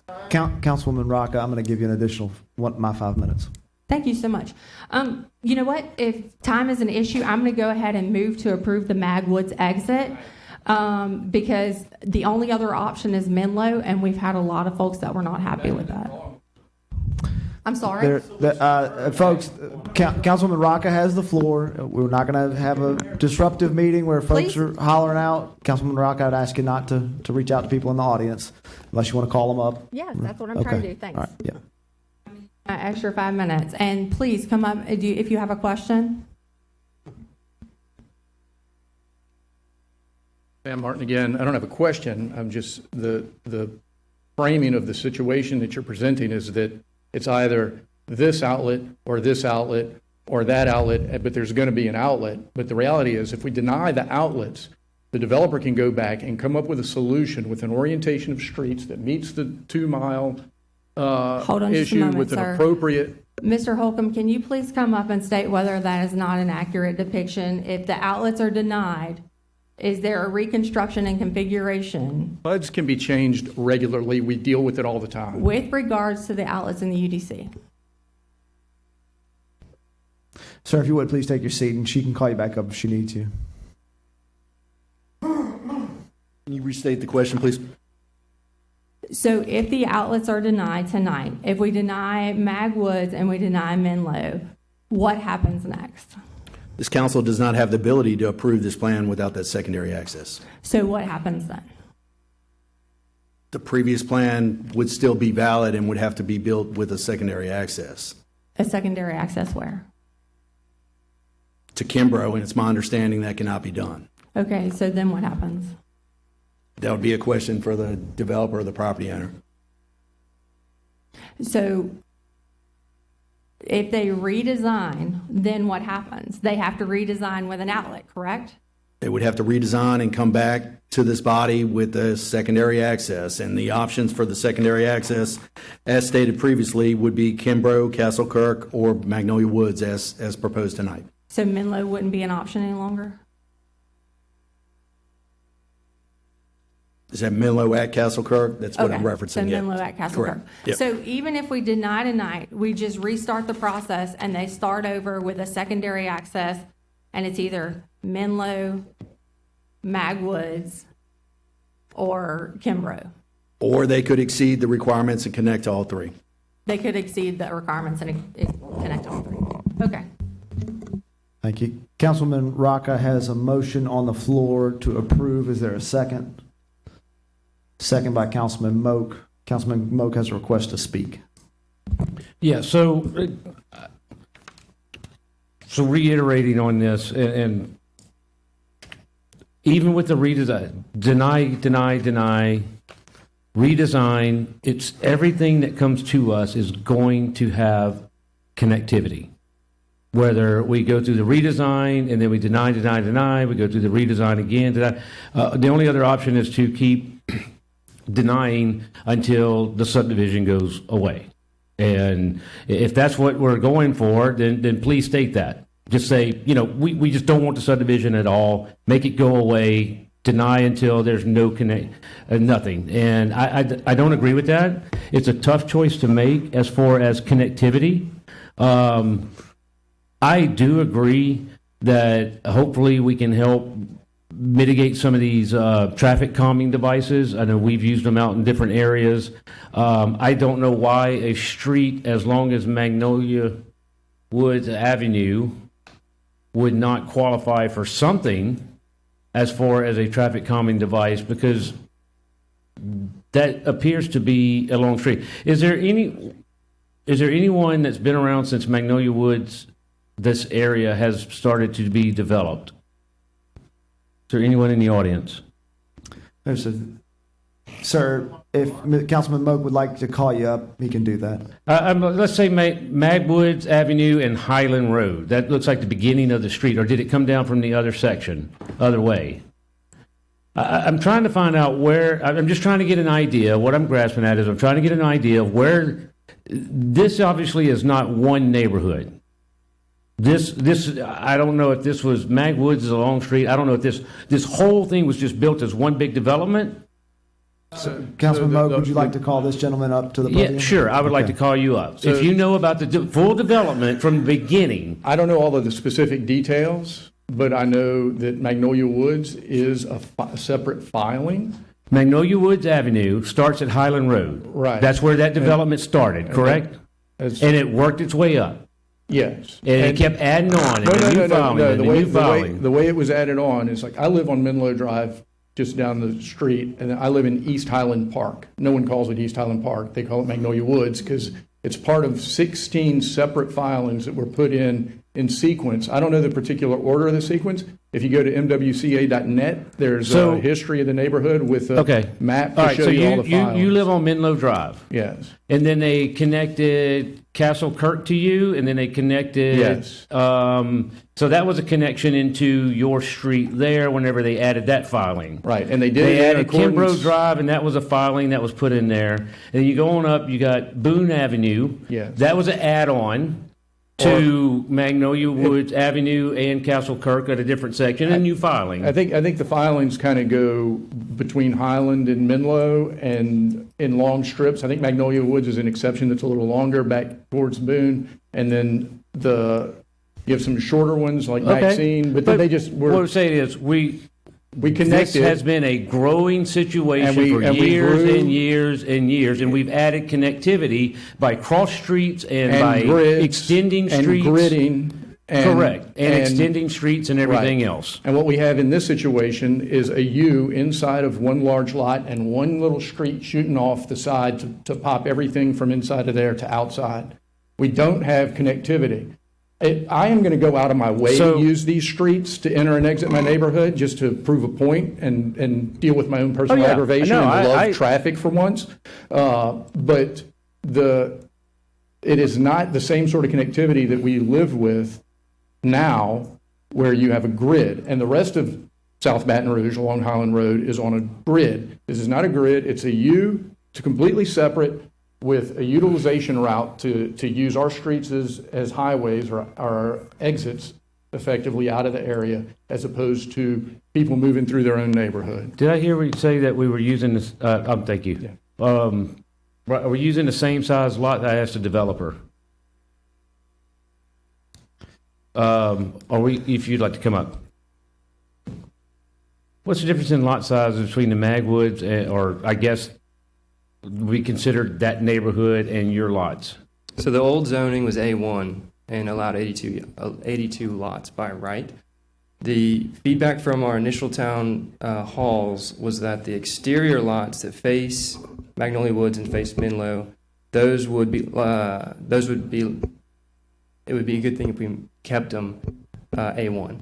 So those lots are A1 lots on the exterior. The interior lots are the village lots, and those are smaller lots so that we can accommodate the detention. Okay.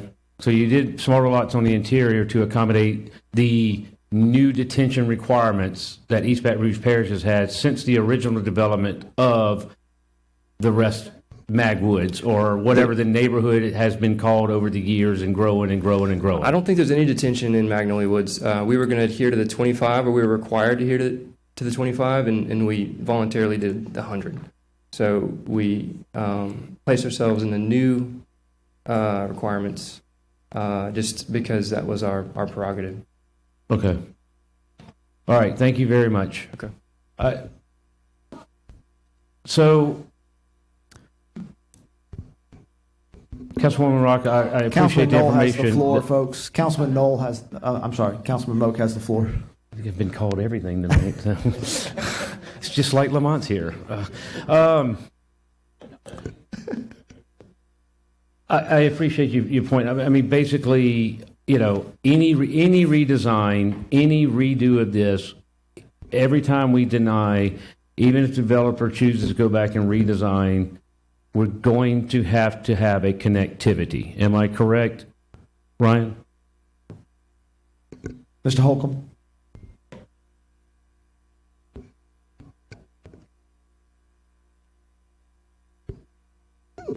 No matter how many times we redesign this, no matter how many times we restructure the streets on the inside, no matter how many times we go back with adding or taking away homes, we're going to have a connecting point, correct? That's correct. Based on the size and scale of this property, and the code requirement is clear. It's greater. It's a depth greater than 0.25 acres. It requires a secondary access to an abutting public street. Thank you very much. Councilman Knoll, the real one this time. Sir, gentlemen, me, this way. Yep, no, come on up. You could just come on up you to the got it. podium, sir. I just wanted some clarity. If I'm understanding you right, you were saying, so it makes a U and it's going to dump out on Mag Woods. Would it be preferred to have it connected to both Menlo and Mag Woods to be more gridded like the whole rest of it? Is that what you were stating? Would that be more? So the issue is not the connectivity.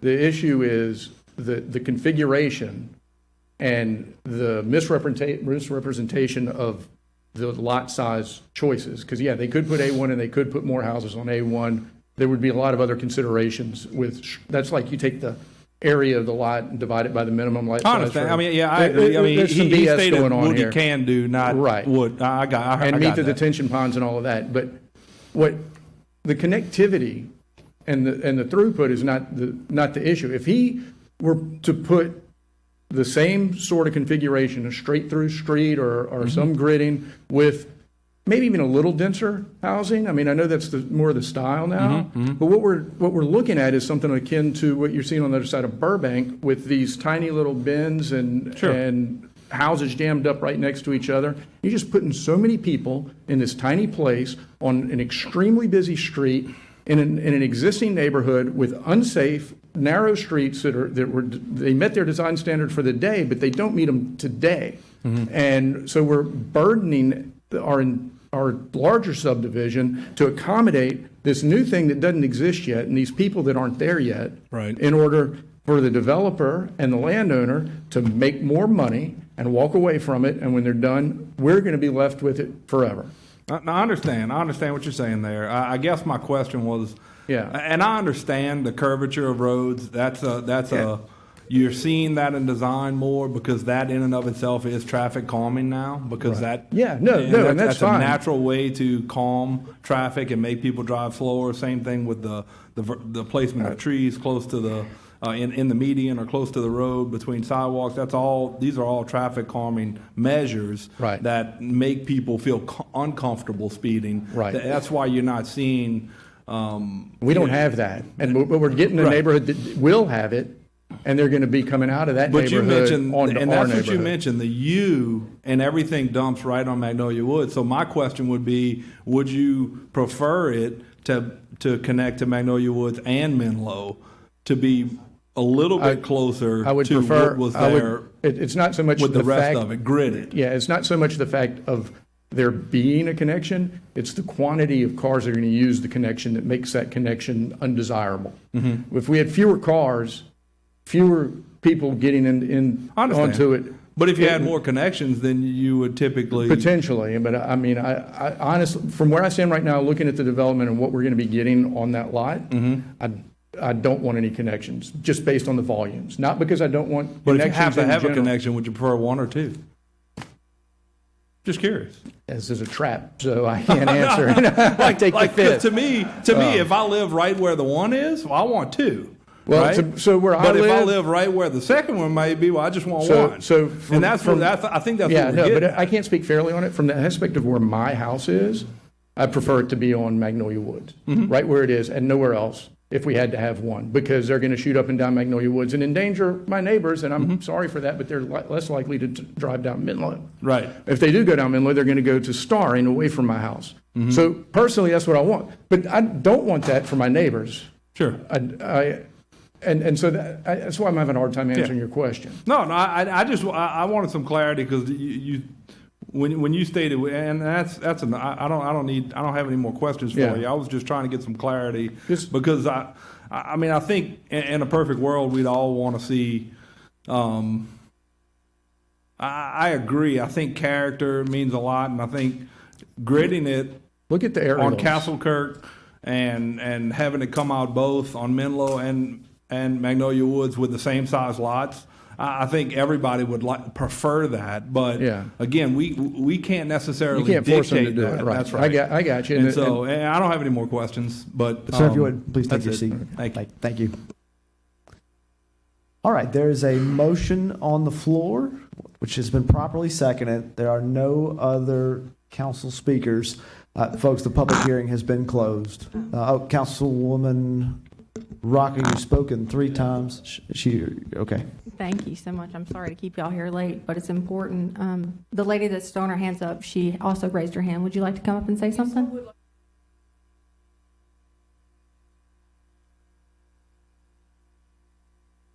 The decision that was made in December was made without any kind of consultation with anybody that lives in Magnolia Woods. Not one person I've spoken with said that they even knew anything about it. Y'all came in, you made your decision, you approved the design.